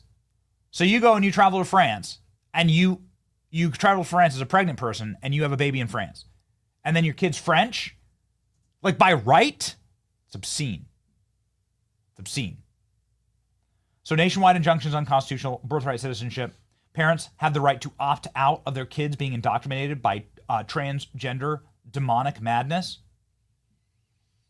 And Texas, but all states, but this was a suit brought in Texas, can require age verification from porn sites. Very good. Brick by brick, the entire edifice of the pagan and secular, godless, left-wing superstructure is being torn asunder. A fantastic day at the Supreme Court, ladies and gentlemen. Maybe the best day ever in the history of the Supreme Court just happened while we were live on the show. Fox News recaps on this from the front of the Supreme Court, ladies and gentlemen. Klein, do we got these loaded? Okay. Jonathan Turley responses, and Fox News just gasping as the rulings came crashing down in favor of President Trump, one after another. Some of them being written by Amy Coney Barrett, who has, of course, stood against President Trump in many regards over the course of the last few sessions at the Supreme Court. Donald Trump obviously having a massive victory lap there at the White House. And then Fox News I want Jonathan Turley's take. Thank you. Okay, here we go. Look like a victory for the Trump administration. Justice Barrett is saying that the only way for justices to exercise this type of universal injunction in some of these cases is equitable relief.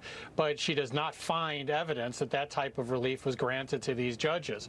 So they indicate that the administration is likely to prevail on this issue. All of that is going to be awfully good news for this administration. They have been really hit with these sort of Lilliputian attacks. All these individual district judges effectively freezing federal policy and programs across the country. So it does appear to be a victory. It may be a bit more nuanced, but so far it looks like a good day for the Trump administration. The best day possibly in the history of the Supreme Court's rulings against or for the Trump administration is today. Never seen anything like it. The big one obviously being the nationwide injunctions. And you heard Pam Bondi going berserker mode there inside of the White House. Amazing stuff. Okay, ladies and gentlemen, we would be totally remiss if we didn't deliver on a massive victory like this without salting our libs. Now, sadly, my salt shaker is all the way over here. But you know what I do have here next to me is my coffee. You know what's inside of my Benny Show mug coffee? Ladies and gentlemen, you know that's the sweet nectar of blackout coffee that courses through my veins in spite of the fact that we were flying out to New York. We did a 6 a.m. flight to New York, and then we got back after midnight last night because New York is so dysfunctional. We sat on a tarmac for like 3 hours last night. It's so irritating. But anyway, the point is that we are still locked and loaded for today and ready to deliver for you and to show up for you. Blackout Coffee gets us there. Blackout Coffee, you've heard me talk about it for a long time right now. Hard work, grit, the American dream happening right here in the state of Florida. No communists working at their 64,000-foot facility. They are absolutely rocking and rolling. They employ a team of dozens of Americans right here in America. They're exactly what you want. Outside of your cup and inside your cup. They fill our cup on this program, ladies and gentlemen, and give us the energy that we need actually on a day like today. Today, we need a little extra energy. We are cooking, though, and prepare. We have some very exciting things for you. I cannot wait for you to see this AOC product. It's amazing. If you believe in hard work, American values, and coffee that actually tastes like coffee, go to blackoutcoffee.com/Benny. Use code Benny for 20% off in your first order. Support the American dream and drink Blackout. blackoutcoffee.com/Benny. Stop settling. Start drinking real coffee. All right, ladies and gentlemen, grabbing my salt shaker here, shall we? Okay, here we go. Ah, yes, there we go. The salt shaker. Here's our salty lib on these massive victories for President Trump at the Supreme Court. Give him the salt.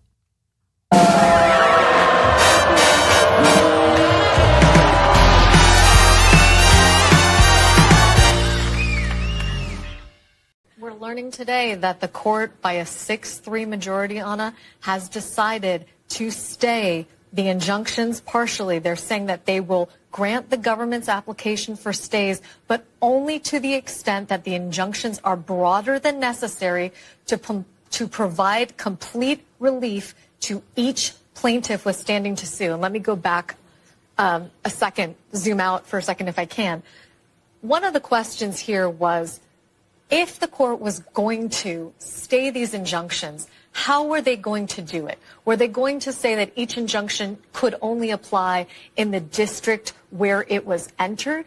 In 2 cases here, those districts were actually statewide, the District of New Jersey, the District of Massachusetts. But the other question was, or could you limit it to just the plaintiffs in these particular cases? Remember that 2 of these 3 cases are brought by states. So how this changes that result, what does it mean then when the individual plaintiffs who have standing to sue are states? Does that mean that we're going to get sort of a patchwork result, as one of the attorneys general, Matt Platkin of New Jersey, described to me in an interview earlier this year? Does that mean that citizenship could be conferred solely by an accident of birth? And he described to me a situation where a citizen or a resident of his state gives birth over a state line in Pennsylvania, for example. What happens if a New Jersey resident gives birth in Pennsylvania?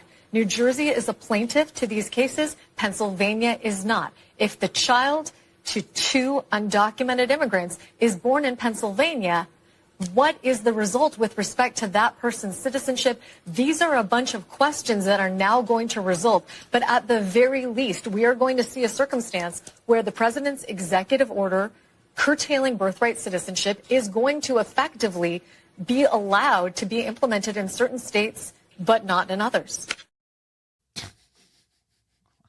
What?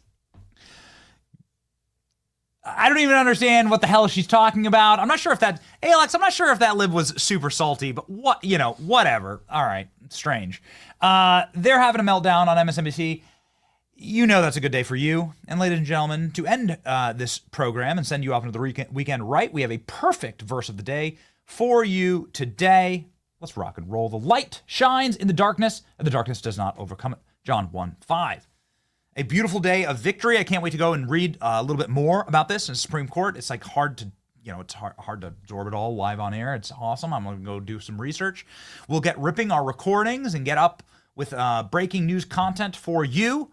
Ladies and gentlemen, it is always our honor to deliver the news to you in this, the greatest country on earth. And we hope you have a spectacular weekend. May God be with you. And remember, ladies and gentlemen, the light shines in the darkness. The darkness does not overcome it. In the end, we win. It's your boy Benny. See ya. What do we want? Communism. And when do we want it? You want it now.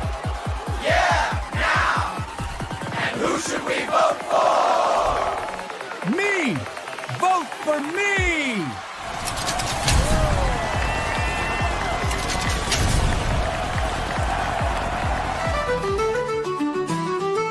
The biggest ships in the sea, all owned by the oldest kings, and a dying legacy, media deal weeds. Soon will the Benny Show come to mind, the salt from lives for fun. Leave the gold and bring the gun, we sail for number one.